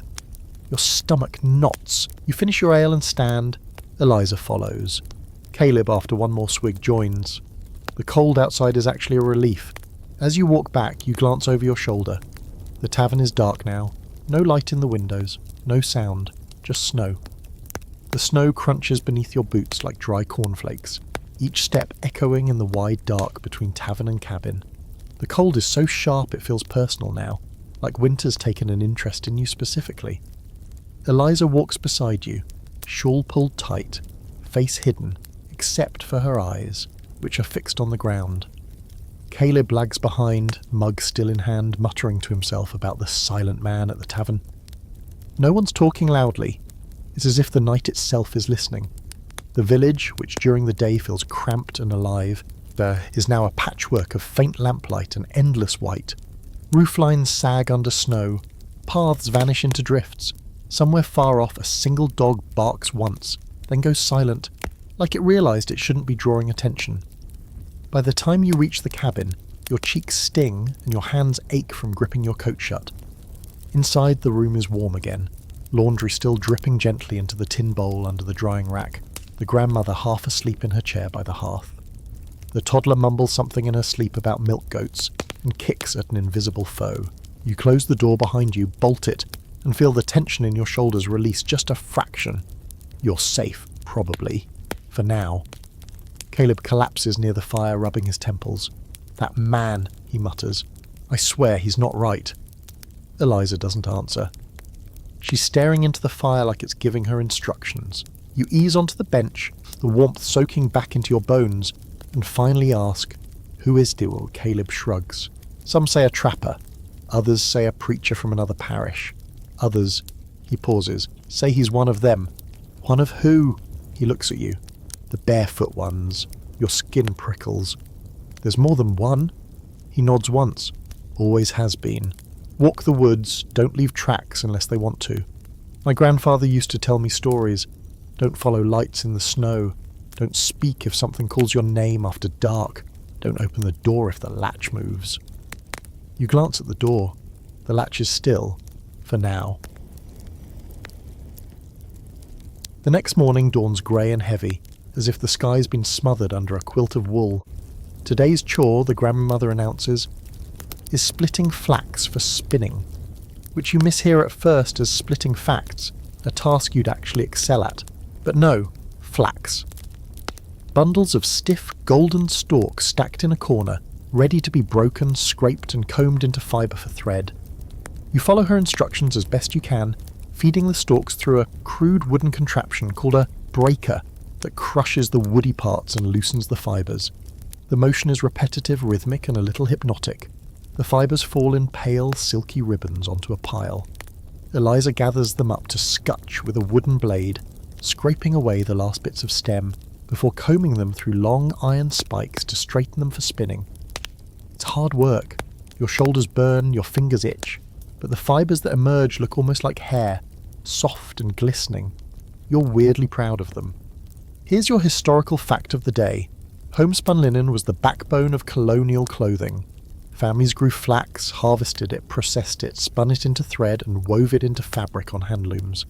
It was time-consuming and messy, but essential. Imported cloth from England was expensive, and after certain taxes were imposed, wearing homespun even became a political act, a symbol of independence. So congratulations, you're accidentally participating in the pre-revolutionary boycott. The quirky fact, flax processing was so dusty and itchy that some colonists called it the devil's snow. People sneezed, coughed and complained about flax fever, a not real disease that was basically just allergies and lung irritation. You're feeling it now, your nose runs, your throat itches, and your eyes water like you've been chopping onions in a wind tunnel. And the scholarly debate. Historians argue how much of this labour fell on women versus men. In theory, everyone pitched in. In practice, spinning was so tied to female identity that spinster literally became a legal term for unmarried women. You're now half spinster by association. After hours of flax breaking and scutching, your arms feel like wet noodles. The grandmother finally calls a halt. Lunch is thin soup with a crust of bread, eaten in silence. The room is dim, even though it's midday. The sky outside has gone the colour of pewter, heavy with snow. Caleb appears in the doorway, brushing flakes from his hair. "Town meeting at the tavern tonight," he says. "They're talking about sending a petition to Boston." You perk up. Petition about what? Taxes, soldiers, rights, all of it. His voice drops. People are angry, eh? Eliza frowns. Angry people in one room with ale? What could go wrong? You watch them, heart thudding. This is it. The hum of revolution starting. Not in grand halls, but in tall drafty taverns with bad lighting and worse cider. You realise you're seeing history from the floorboards up. That night you go with them. The tavern's packed. Farmers, tradesmen. A few women with shawls pulled low, all speaking in tense, clipped tones. A man with a scar across his cheek stands on a chair and starts shouting about the king's tyranny, about the quartering of soldiers, about taxes on tea and paper. His words are clumsy but fiery. People nod. Others mutter. A few glance toward the door nervously, as if half expecting redcoats to burst in. You sip your cider quietly, absorbing every word. The air is thick with smoke and sweat and something else. Anticipation. Like a storm about to break. Here's another slice of fact. Many colonial grievances were hashed out in exactly these settings. Taverns doubled as town halls. Speeches like this built momentum long before famous names signed anything. Ordinary people in ordinary clothes, planting seeds of Rosaden between mugs of ale. And your fringe fact? Some towns banned political talk in taverns after dark, fearing it would spark riots or curses. In a few places, they even sent ministers to supervise the discussions. You glance around, half expecting Reverend Hatch to materialise. He doesn't, but the tall, pale man from last night is here again. Same coat, same blank face, sitting at the edge of the room, untouched by candlelight, hands folded. You try not to look. You fail. His eyes flick up. Meet yours. Hold them. Then drift away. The meeting ends without incident. People file out quietly, pulling their cloaks tight, muttering about letters and committees. The pale man stands last, steps into the snow, and vanishes into the dark like a spilled shadow. On the walk back, Caleb is buzzing. Did you hear that? They're serious. They're going to send word. This is the start. Eliza shushes him. Keep your voice down. You trudge behind them, boots crunching, heart pounding. Not from cold now, but from the sense that the whole world is about to tip. History isn't tidy here, it's muddy, smoky and cold, and you're in the middle of it. As you near the cabin, the wind shifts. Carries a sound, faint but clear. Footsteps, beside you again. You grip your coat tighter and don't turn around. You don't mention the footsteps when you get back. Not this time. The door closes behind you, the latch clicking into place with its usual tired scrape, and you stand there a moment, letting the warmth of the hearth work its way through your coat. The others are already moving, hanging cloaks to dry, pulling off boots caked in snow and revolution. Caleb is still animated, talking about the meeting, the names on the petition, the way Mr. Wallace almost threw a mug at the ceiling when someone said the Crown had a divine right. But your ears are still out there, in the dark, listening to the snow, the way it shifted, the rhythm of it, the way bare feet don't crunch quite the same as boots, they press and glide, soundless, almost polite. Eliza hands you a bowl of leftover soup and gives you a look. Not fear, not suspicion, just quiet understanding. You don't have to say it. She already knows. The night is long. You lie awake on your pallet with your back to the wall, watching shadows flicker as the fire dies. There's a moon tonight, low and full, casting just enough glow through the warped panes of the front window to light the floor in strange shapes. The toddler's curled up near the hearth, her small hands tucked beneath her cheek. The grandmother's asleep upright, chin to chest, still clutching her knitting. Somewhere, a mouse is chewing something it shouldn't, and outside faintly a whistle. Not birdsong, not wind. A tune, human. You sit up, the latch jiggles, then stills. You don't move, don't blink. You stare at the door until your eyes burn. Eventually your body gives up and pulls you back under, but the tune lingers long into your dreams. The next morning you're shaken awake before dawn. It's still dark, the hearth not yet stoked, and your brain hasn't had time to assemble itself. Caleb stands over you, eyes wide, boots half-laced. They found something by the mill, he says. They're calling everyone. You're out the door within minutes, the snow crunching underfoot again as a crowd gathers near the edge of the village, lanterns bobbing like fireflies. The mill sits beside a frozen creek, its wooden wheels stiff and rimmed in ice. Near it, men with tools, women with scarves pulled tight, all looking at the same thing. Tracks, a trail of them, bare feet long, spaced wide apart, crossing the creek on the ice and not cracking it. They wind behind the mill, curl past the blacksmith's shed, then vanish into the woods like someone simply walked into shadow and never came out.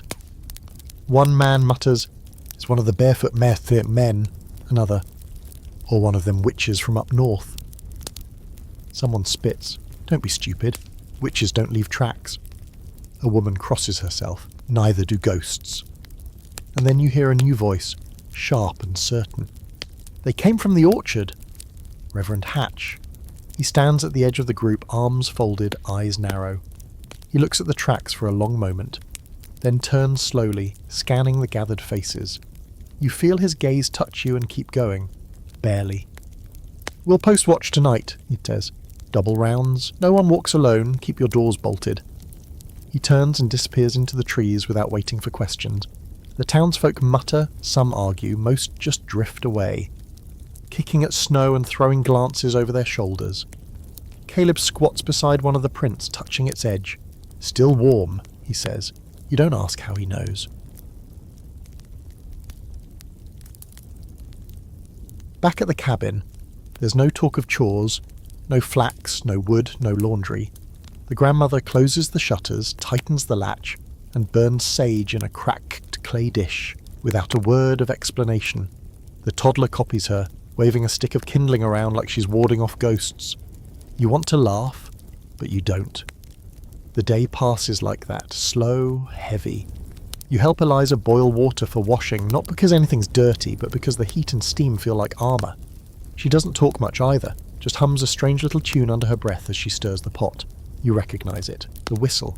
"You heard it too?" you say. She nods. "It was real." Another nod. You lower your voice. "Who are they?" Slowly. "People say they were here before the rest of us, before the colony, before the tribes, just walking, watching, waiting." "For what?" She shrugs. "To see who stays through the winter." A log shifts in the fire, sending a spray of sparks up the chimney. The room smells like wet herbs and soap and smoke. Eliza looks at you. "They don't like doors." You raise an eyebrow. "They won't come in if they're latched. But they'll test them, they'll watch, sometimes they knock, sometimes they hum, and if you answer," she trails off. You nod. Message received. Here's your historical anchor. Colonial communities were built on fear and folklore as much as they were on lumber and livestock. The wilderness wasn't just empty space, it was haunted, hungry and unknowable. Tales of skinwalkers, ghost walkers, spirits in the woods. They weren't campfire stories, they were survival guides. And your quirky detail? In some towns, doors were carved with symbols, protection runes, hex marks, witches' crosses, meant to confuse or repel spirits. You've seen one now, carved faintly into the inside of this very door. You never noticed it before, but you're glad it's there. The scholarly debate? Historians still argue whether these stories were literal beliefs or just convenient tools of control. Ways to keep children close, women obedient and strangers distrusted. But after last night, you're starting to think those lines are a lot blurrier than anyone wants to admit. By nightfall, the snow returns. Heavy, wet muffling. The town pulls inward. Lanterns go dark early. Shutters close, and you sit by the fire, watching the candles burn low. Your eyes flick to the door every few minutes. Doesn't move. Not tonight. But just before sleep claims you, you swear you hear it again. The latch, rattle, stop, wait. You don't sleep, not really. You lie there with your eyes closed, but your mind stays sharp, ticking quietly like the mechanisms of a watch you never had. You keep your back to the door, but you feel it. That pressure. The weight of eyes you can't see but know are there. At some point the wind picks up. It whistles softly through the chinks in the wood, finds its way through the shutters, and slips down the chimney like it's looking for company. You count the seconds between the sound of the wind and the next twitch of the latch. 3 seconds, then 4, then nothing. Just when you think it's over, you hear the whistling again. Not wind this time, the tune low, familiar, patient. You sit up slowly. The fires burn down to red glowing coals, painting the room in flickering crimson. Everyone's asleep. Eliza has her back to you. The grandmother hasn't moved in hours. Even the toddler, usually a little chaos engine, is still. But your eyes are on the door. The latch doesn't move, the candle hasn't gone out, nothing comes through. Still, you can't shake the sense that something's waiting. And then, as if to confirm it, you hear the crunch of snow outside. 1 step, 2, then a pause, then silence. You lie back down, but you don't close your eyes. Morning doesn't so much arrive as unfold. A slow grey seep of light through the frost-rimmed windows. The wind's still alive out there, tossing handfuls of snow against the cabin walls like a bored child demanding attention. When you finally rise and stretch, your shoulders ache, and your joints creak like you're aging in dog years. Caleb and Eliza are already up. The grandmother hands you a hunk of dry bread and tells you to chew it slow so it lasts. It's got the texture of a roof tile, but you're grateful anyway. There's no stew today, no cider, just bread and silence. Town's restless, Caleb says around his mouthful. Someone found new prints. Your chest tightens. Where, you ask. By the widow's shed. Led up to her door, then stopped. Nothing past it. Was the door opened? He shakes his head. Latched. Thank God. You nod, but your mind races. The barefoot tracks are growing bolder. Closer, less like passers-by and more like sentries. After breakfast, the grandmother asks you to help with mending clothes again, which you suspect is less about the holes in Caleb's trousers and more about keeping people inside. You take your needle, thread it through a ragged seam, and focus on the stitch and pull rhythm while your thoughts spiral. Across the room, Eliza has taken to flipping through a small book, one of the few in the house not bound in religious fire and brimstone. It's filled with recipes, herbal remedies, and odd little drawings, plants, symbols, even the faint outline of a face etched into a tree. Old magic, she calls it, from before. Before what, she doesn't say. You ask, do you think the barefoot men were ever human? She pauses. Maybe once, or maybe never, say they're echoes, like songs the earth doesn't want to forget. You blink. That's oddly poetic. She smirks. I read. That afternoon, Caleb joins a group headed into the woods to follow the prince back, which is an excellent idea if your end goal is disappearance. You offer to go, and Eliza grabs your arm. Don't, she says. That's how it happens. They lead you. You stay. While the group vanishes into the trees, you help Eliza bring in firewood. You take the long route from the shed, passing the garden, now buried in snow. The old fence is nearly gone, sunken beneath drifts, only a few jagged wooden teeth poking out like ribs. As you pass the root cellar, something catches your eye.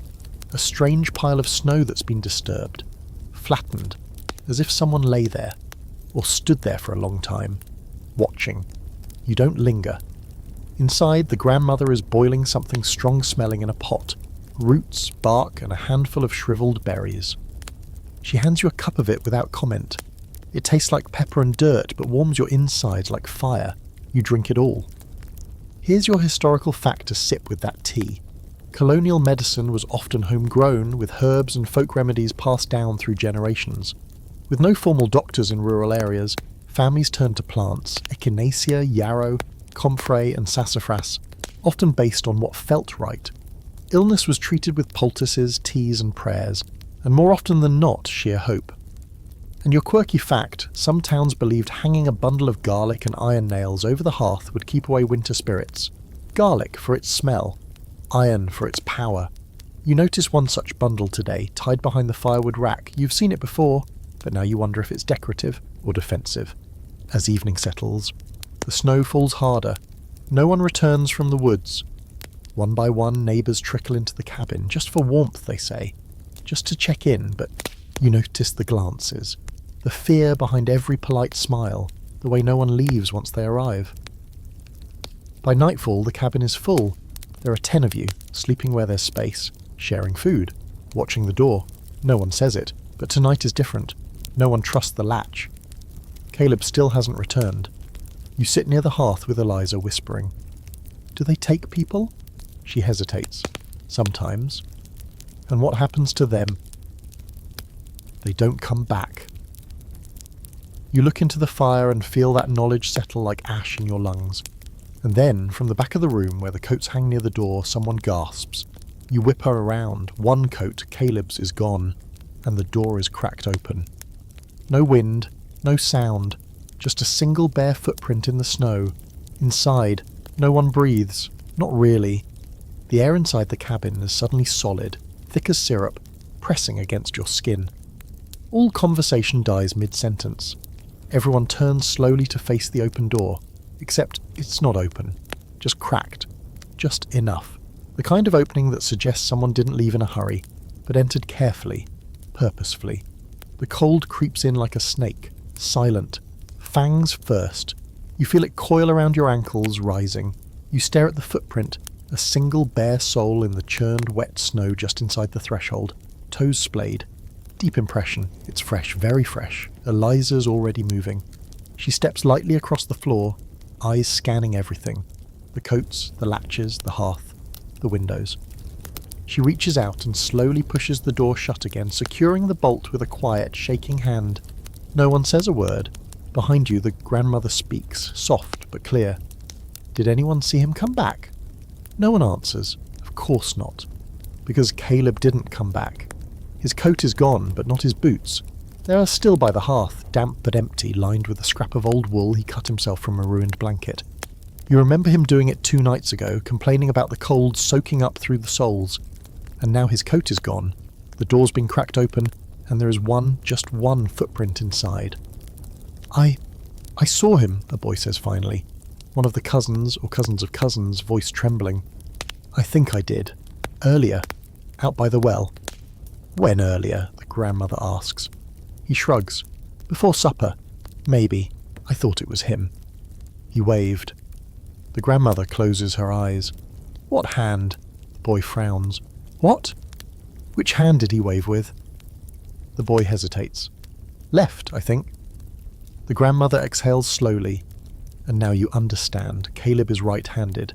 He tosses firewood with his right, eats with his right, swats the toddler away from the stew pot with his right. You've watched him every day for nearly 2 weeks. The man doesn't even blink left-handed. You feel a chill wrap its fingers around your spine. Double the bolt, the grandmother says, and hang iron on the door.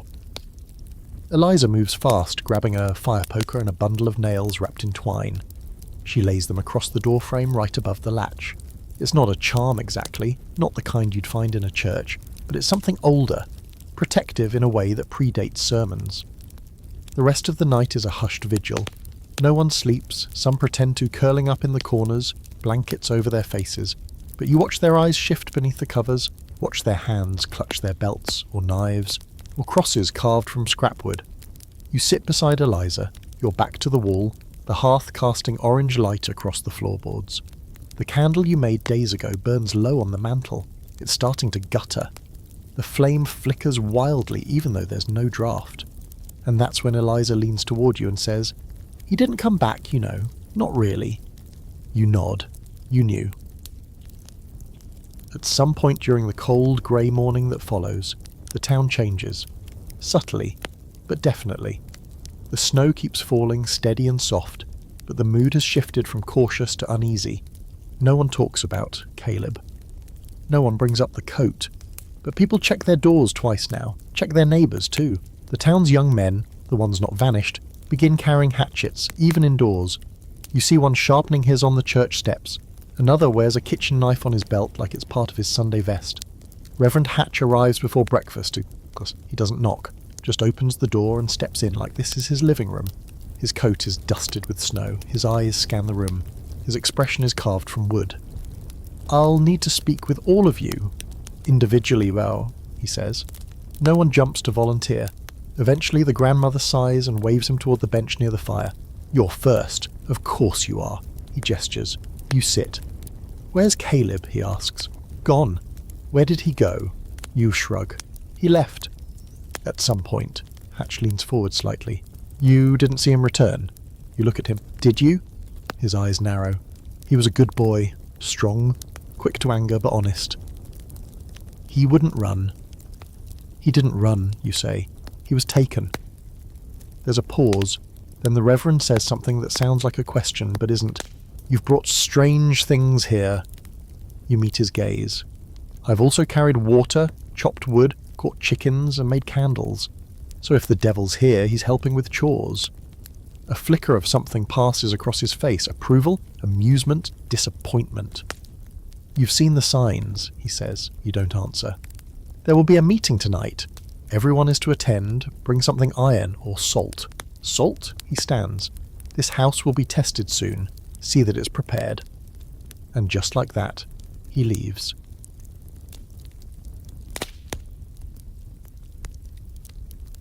You help Eliza gather what little salt there is, scraps from the bottom of an old crock, little crystals the size of tears. She scatters them in a circle near the hearth, murmuring something under her breath. You ask, does this actually do anything? She shrugs. Depends on what you believe.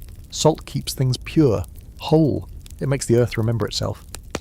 I was hoping it keeps footprints from appearing inside. She doesn't laugh. Instead, she opens the same book from before, the one with the herbs and runes, and shows you a page near the middle. It's a diagram, a small home drawn in careful lines, surrounded by symbols, arrows, knots, spirals, and one shape that looks eerily like the bare footprint you saw. These symbols, you ask, do they keep things out? She points to one. This one does. You trace it with your finger. It's shaped like a curled fern or maybe a claw. You draw it on a scrap of wood and hang it over the door. You feel ridiculous. But then again, you also believe the thing wearing Caleb's coat waved with the wrong hand. So maybe ridiculous is your best defense. Here's your historical fact to chew on while you hang talismans. Many colonial households blended Christian ritual with older folk practices. Superstition never really went away. Symbols etched in doorframes, bones buried beneath thresholds, protective rhymes whispered into boiling pots. It was all part of the spiritual patchwork. Life here was cold, hard, and short. Why not believe everything just in case? Your quirky fact. Some communities crafted small witch bottles, glass or ceramic containers filled with nails, hair, and salt, buried near doors or chimneys to confuse malevolent spirits. You find one such bottle tucked behind the hearth. You never noticed it before. You don't touch it now. The debate. Scholars disagree on how widespread these beliefs were. Some say they were common in isolated towns where fear and folklore fed each other like wolves. Others argue most colonists dismissed such practices, but none of those scholars lived through this week. None of them watched a friend vanish, then show up without knocking. You did. Night falls again, and the wind picks up. Harder this time. The fire's hot, the candle burns low, everyone's awake, pretending they're tired. And then, knock. Just once. Then silence, then another knock. Not rushed, not panicked, polite. Don't answer it, the grandmother says softly. No matter what you hear, you nod. And then the voice comes. Eliza? It's Caleb. Outside, no one moves. The voice is too close, too clear. Like he's standing right on the other side of the door, forehead to wood, lips barely brushing the crack where the latch catches. You can almost hear the warmth of breath as he speaks again. Eliza? It's me. I'm cold, let me in. Your stomach turns over. The room remains frozen, figuratively and literally. The hearth glows strong, casting flickering light over wide, tense faces. The candle you placed over the door trembles slightly, flame bending sideways like it's trying to hide. Eliza stands still as stone near the window, back straight, fists clenched, her breath coming slow and shallow. Eliza, the voice says again, softer this time. I'm hurt. Something's wrong. It sounds so much like him. Just the right pitch. Just the right rhythm. But it's wrong. Too slow, too deliberate. Like someone's remembering what Caleb sounded like, but rehearsing it. The Grandmother rises, small and bent but with surprising strength in her movement. She reaches the door and places one gnarled hand against the wood, not to open it, but to feel it. Her face tightens. "Don't speak to it," she says firmly. "Don't answer. It'll learn your voice." Outside, the voice changes. "Eliza," it says again, this time clipped. Just a little too high, just a little too fast. "Eliza," it repeats, immediately again, then again, faster, sharper. "Eliza, Eliza, Eliza, Eliza." Then silence, then something knocks, not the polite kind, a thud, heavy, like something with weight has leaned its full body against the door, the boards strain. "Eliza, I'm so hungry." That one breaks her. She steps forward, just once, and you reach out and grab her wrist. "Don't," you whisper. Her jaw clenches. Her eyes are wet, but she nods. "I made it all the way home," the thing says. "And you won't even open the door?" The grandmother hisses, something you don't understand. Words that feel round and old and sharp at the edges. She tosses another handful of salt onto the hearth, and the fire roars upward like someone breathed life into it. The shadows on the walls bend and stretch, some of them reaching toward the windows before vanishing again. No one speaks, no one even shifts. You all sit in perfect stillness for a very long time. Eventually the voice fades. Footsteps, bare, slow, move away through the snow. You hear them take 5, maybe 6 steps, and then nothing. Not the sound of leaving, not the sound of running, just absence. You sit like that for another hour, maybe more. No one says what they're all thinking. If you had opened the door, what would have come in? The next day, the sky finally clears. Blue, blinding, almost cruel in its brightness. The whole town feels hungover, sleep-deprived, spiritually bruised, twitchy. Eliza and the grandmother wordlessly relatch every shutter. You help restack the firewood, hands trembling slightly even as you pretend they aren't. At midday, the bell rings. Someone's called a meeting again, another one at the tavern, which is rapidly becoming less a place to drink and more a war room with uneven floors and a tendency to smell like old potatoes. You go, "Of course, everyone does." The place is packed, but quieter this time. Not a single mug in sight. People stand, arms crossed, shoulders hunched. As Reverend Hatch takes the floor, his voice cuts clean across the room. "We've been visited," he says. No one dares ask by what. He continues, "Some of you have already seen it, or heard it, or had it knock." Eyes flick toward you and Eliza, but no one says your names. "This is not a test," Hatch says. "This is not a fable. This is not the devil, nor witchcraft, nor pagan foolishness. This is older than that. This is winter itself. Come down from the hills to see who has forgotten its rules." A murmur moves through the crowd like wind through pine. "The doors stay shut," Hatch says, "no matter the voice, no matter the reason. If your brother returns, he is not your brother. If your daughter weeps on the doorstep, it is not her tears. If your own mother stands outside with a basket of bread, and she looks like she always did, and she says she forgives you." He pauses. You let her freeze. No one breathes. The Reverend lifts his hand, and something strange glints in the firelight. A nail, long and blackened, bent at the head. "The iron holds," he says, "but it's not enough. Not for what's coming." He walks to the fireplace where a cast-iron kettle sits unused and drops the nail inside. "From now until Thorn, no door shall open after sunset. No one walks alone, and no one answers the knock." A woman at the back raises her hand. "What if it speaks your name?" The Reverend doesn't blink. "It will." That night, back in the cabin, you prepare as best you can. Salt on the windowsills, iron nail over the latch, the strange spiral symbol carved into the mantel, the door, even the bucket. You and Eliza go through every corner, every nook, whispering things you don't even understand, as if the words themselves are doing the work. Dinner is stagnant. No one wants to speak. The fire burns low and slow. The toddler, sensing something beneath her level of understanding, curls up tighter than usual beneath her quilt. And then, not long after the last candle is snuffed, the latch jiggles again. A scrape, a pause, then a single knock. You don't rise, you don't breathe, but you listen. And the voice comes just as you were told it would. This time it isn't Caleb. It's you. "Hey, it's me. Open the door." Your blood freezes. "Come on, I'm cold." The voice is yours. Your cadence, your tone, your strange way of pausing before the last word in a sentence. You feel your stomach twist and fold in on itself. You want to say something, you want to scream, but you can't. Because it speaks again. I need your help. You clamp a hand over your own mouth. Something's happened, it says. I'm hurt. I need in. Please.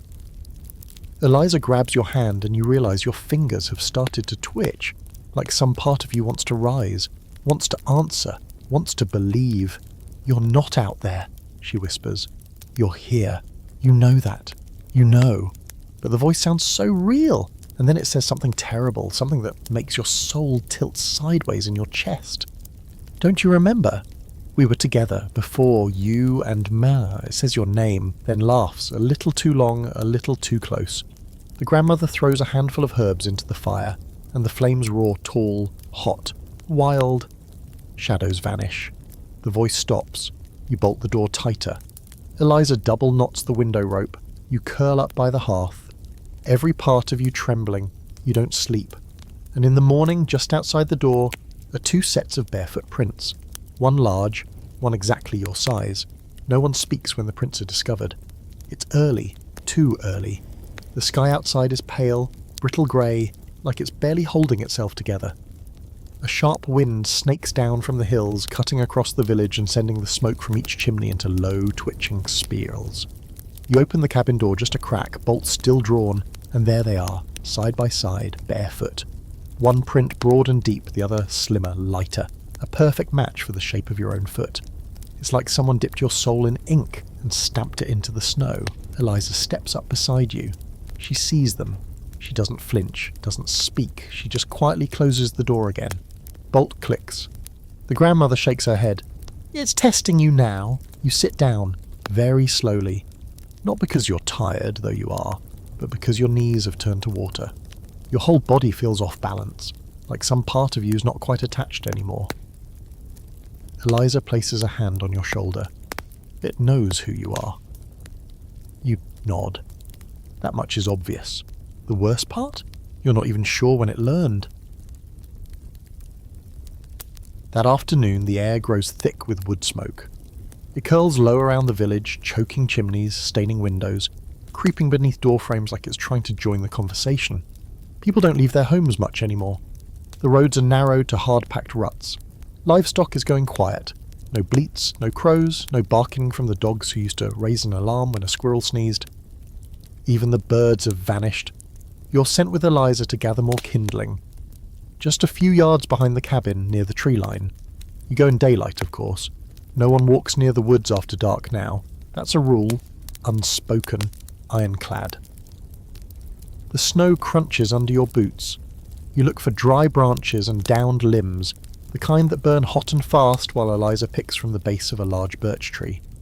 She hums again, the same strange tune she hummed while stirring the saltwater stew. The same tune you heard whistled outside the door. You ask, "What is that song?" She stops, then shrugs. "Something my mother taught me. She said it keeps the spirits calm." You pause. Calm? Not gone, just calm. You gather a few more sticks, your fingers sting through your mittens. Then Eliza looks toward the woods. There's a man in there. You whip your head up so fast your hood shifts sideways. What? She points. There, between the trees. You look, and for a moment, just a flicker, you see something. A tall figure, still watching, arms at its sides. The trees distort the view like water rippling over the glass. But it's there, just standing. Bare legs, pale skin. Then it's gone. You turn to Eliza. She's already walking back toward the cabin, fast and quiet, not running, because that would be too loud, but quick enough that your instincts tell you to move. Now. Inside, the warmth hits like a wall. The grandmother looks up from where she's drying herbs above the fire. Saw it? She asks. You nod. She gestures to the shelf beside the hearth. Take the jar with the ash. You hesitate. Ash? Eliza knows which one. Eliza grabs it. A small ceramic jar sealed with wax. Inside is soft black powder, like the kind left after a fire's burned too long. You ask, what is it? Bone ash, the grandmother says, matter of fact. Mixed with rosemary, salt, and crushed iron nail. You blink. From what? From the one who came before you. And now you have questions, too many, but you don't ask. Instead, you watch as the grandmother draws a line with the ash across the doorframe, then above the windows, then beneath the hearth. It doesn't want to be known, she says, but it needs to be seen. You don't fully understand, but your skin crawls like it does. Here's your historical fact for the day. Colonial folk practices surrounding death were often deeply superstitious. Ashes weren't just remnants, they were relics. Some believed they held power. Ash from the hearth was sometimes sprinkled across thresholds to expose invisible footsteps or catch spirits walking into homes at night. Families would check in the morning to see if anything had passed through. You check yours now. There are prints, inside just one step, then gone again. Your quirky detail. In some regions, ashes were stirred into the corners of a room to prevent evil spirits from settling in. You realise now that the corners of this cabin are darker than they should be. You haven't dared walk into them since the first knock. The open debate? There are long-standing arguments over whether these beliefs were carried from European paganism or created independently in the New World. But here, in this place, there's no dividing line. There's just fear, and what works. That's that evening. The Reverend returns, no warning, just appears at the door like smoke blown in on the wind. He's paler than usual, his cloak is missing, his hat is gone. He's wet, like he's walked through snow with no care for shelter or sense. He speaks quietly. There's been another. Another? A boy. 9 years. Gone. Tracks lead into the pond. None lead out. The room is dead silent. No hole in the eye, he says. Just tracks. Then nothing. He sits by the fire without asking. Shivers once. Then continues. They are circling, he says. Tightening. You don't ask how he knows. Not anymore. Instead, Eliza brings him tea. He takes it with a nod. Then he looks at you. Directly. They want you. There's no anger in his voice, no accusation, just certainty, and you feel it. Deep and humming, like something you swallowed days ago is finally waking up. You nod. I know. The Reverend nods back like two people agreeing on a forecast. He reaches into his coat, somehow still dry on the inside, and pulls out something wrapped in cloth. He places it in your hands. It's a mirror. Old. Cracked. The glass is warped. The handle is made of bone, or something like it. They can't lie to mirrors, he says. You unwrap it. Hold it. The glass reflects the firelight strangely, stretching it sideways like heat lines on stone. You ask, what do I do with it? He says, watch your reflection. If it changes before you do, run.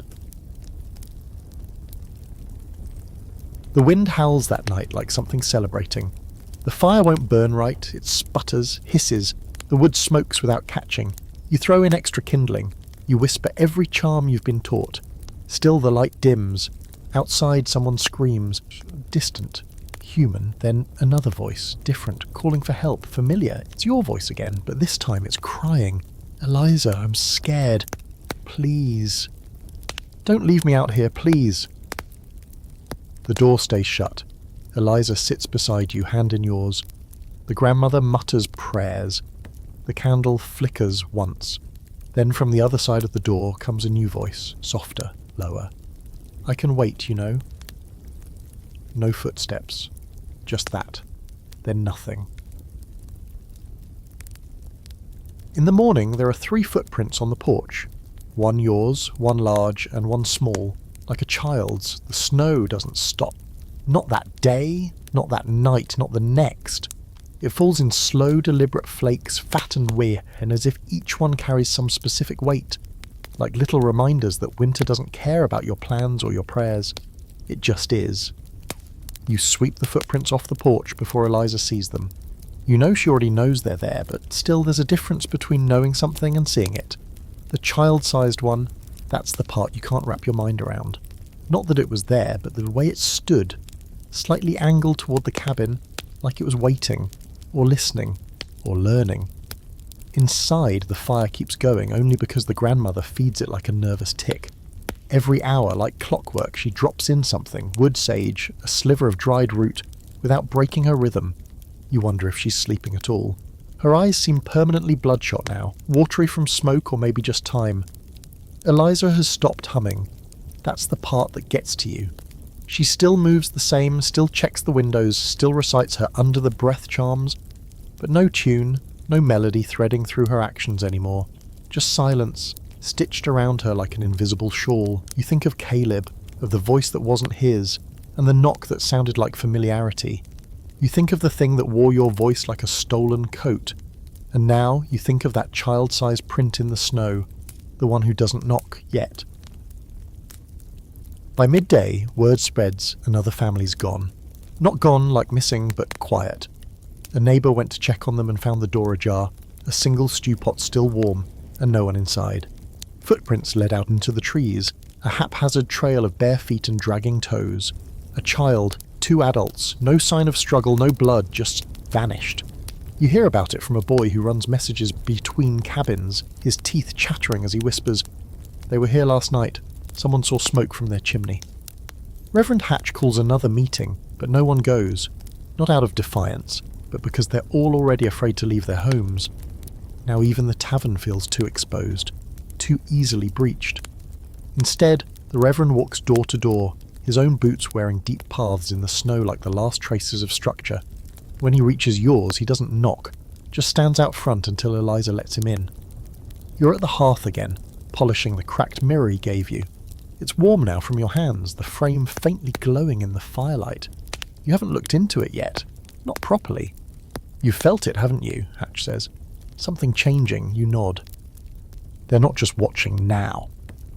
He closes the door behind him and leans on it, like he's bracing it against the wind. They're closer, feeding off familiarity. They take likeness first, then voice, then something deeper. You don't ask what deeper means. You don't want to hear the answer. "The mirror," he says, pointing. "Use it tonight, when it knocks." "How do I know what I'll see?" "You'll know," he says grimly. "That's the curse of it." He stays a while longer, not talking, just warming his hands. Maybe he's tired. Maybe he's losing too. You can feel it around him, that weight, like he's been carrying something for years and only just now admitted it's heavier than he thought. Before he leaves, he pulls something small from his cloak, a thin strip of leather braided with iron thread. "For your wrist," he says. "It'll burn if they touch you." That's comforting, sort of.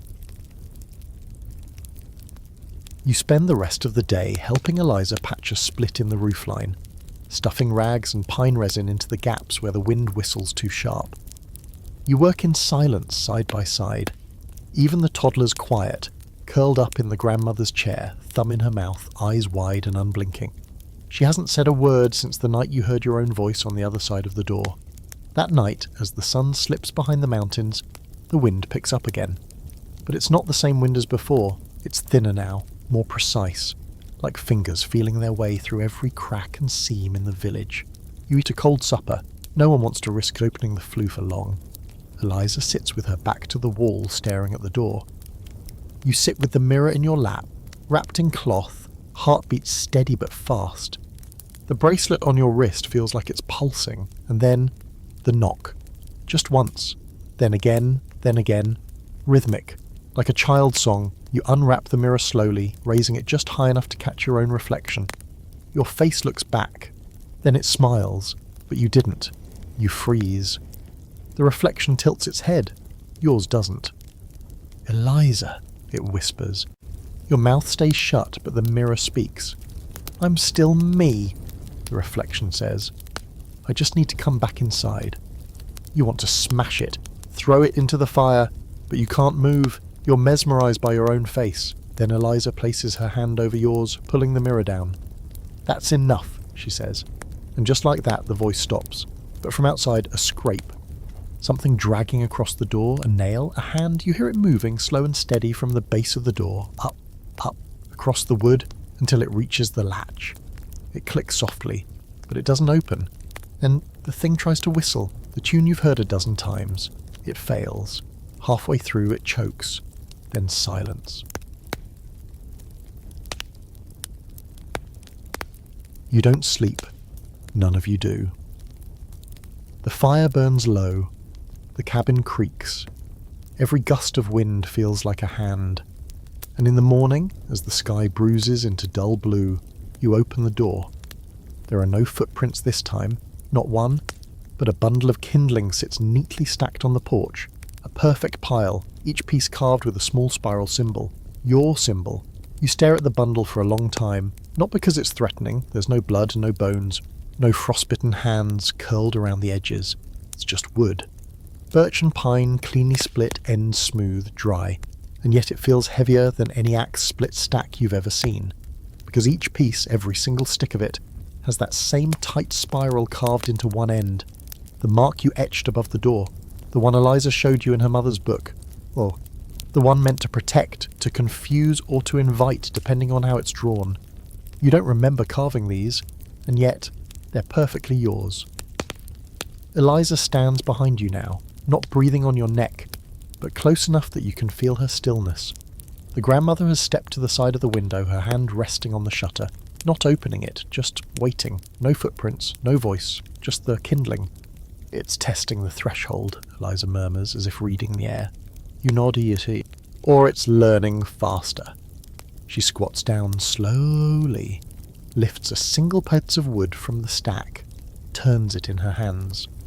The carving is shallow but precise. It's been done with a blade, a sharp one. The curves are smooth, intentional.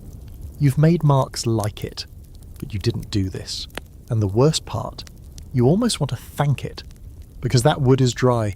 The real kindling you've been burning the past week is damp and sour, filling the room with thick smoke. But this would burn clean. Leave it, the grandmother says. So you do. You back into the house, shut the door, and draw the bolt again with your now ritual grace. Every movement is automatic. Hinge, latch, nail above the frame, salt at the corners, mirror on the mantel. Later that day, the wind dies entirely. And that's worse, because now it's quiet. Not peaceful, not calm, but hollow. The kind of quiet that wraps around you like a wet blanket and makes every crackle of wood sound like a scream.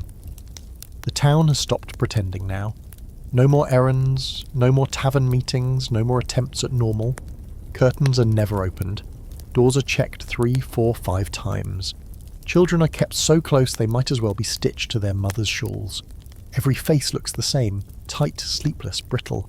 And then comes the pounding. Not a knock, not a polite rap. Pounding, heavy, open-palmed, fistfuls of rage hammering against the doors of 3 cabins on the south edge of town. You hear it echoing across the snow. Boom, boom, boom. Then silence, and then a scream.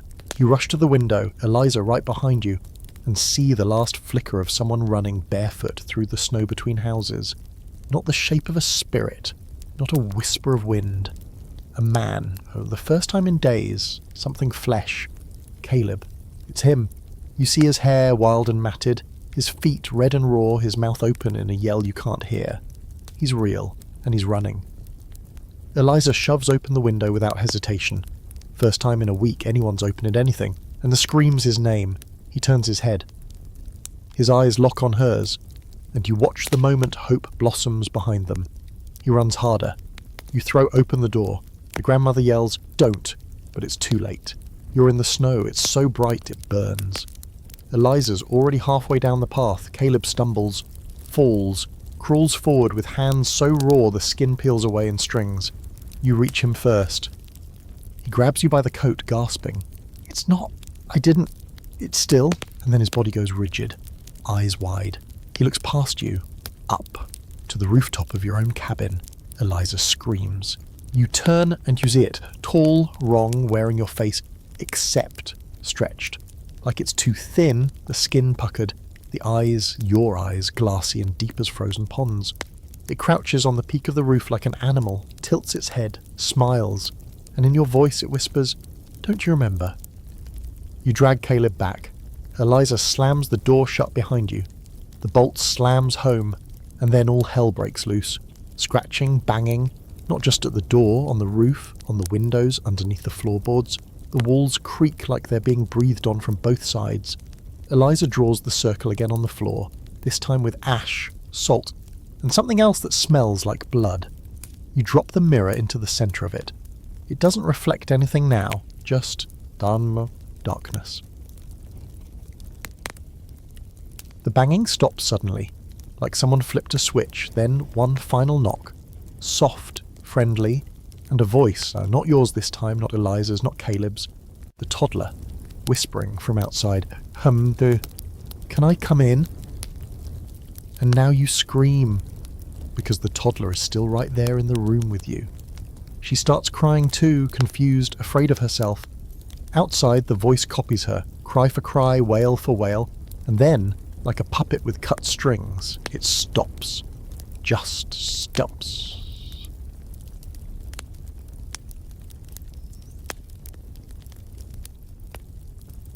By dawn, no one has slept. The cabin is wrecked. Ash scattered, wood splintered at the edges, wax from candles pooled and hardened like small failed spells. Caleb lies curled near the hearth, silent, feverish, skin mottled with blue. He hasn't spoken again, not a word, just one phrase whispered on loop through chattering teeth. It wears you. It wears you. It wears. You hold his hand, because even if it's not really him, right now he's warm. The wind returns around midday, but now it's different. Now it brings sound. From the woods, voices, laughter, footsteps, all coming closer. Not just one or two now, dozens, maybe more. The grandmother stands slowly, as if bracing herself for something she's known would come.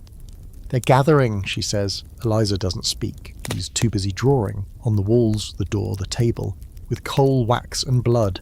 Symbols you've never seen before, ones that make your head hurt just to look at. You help her, because there's nothing else left to do.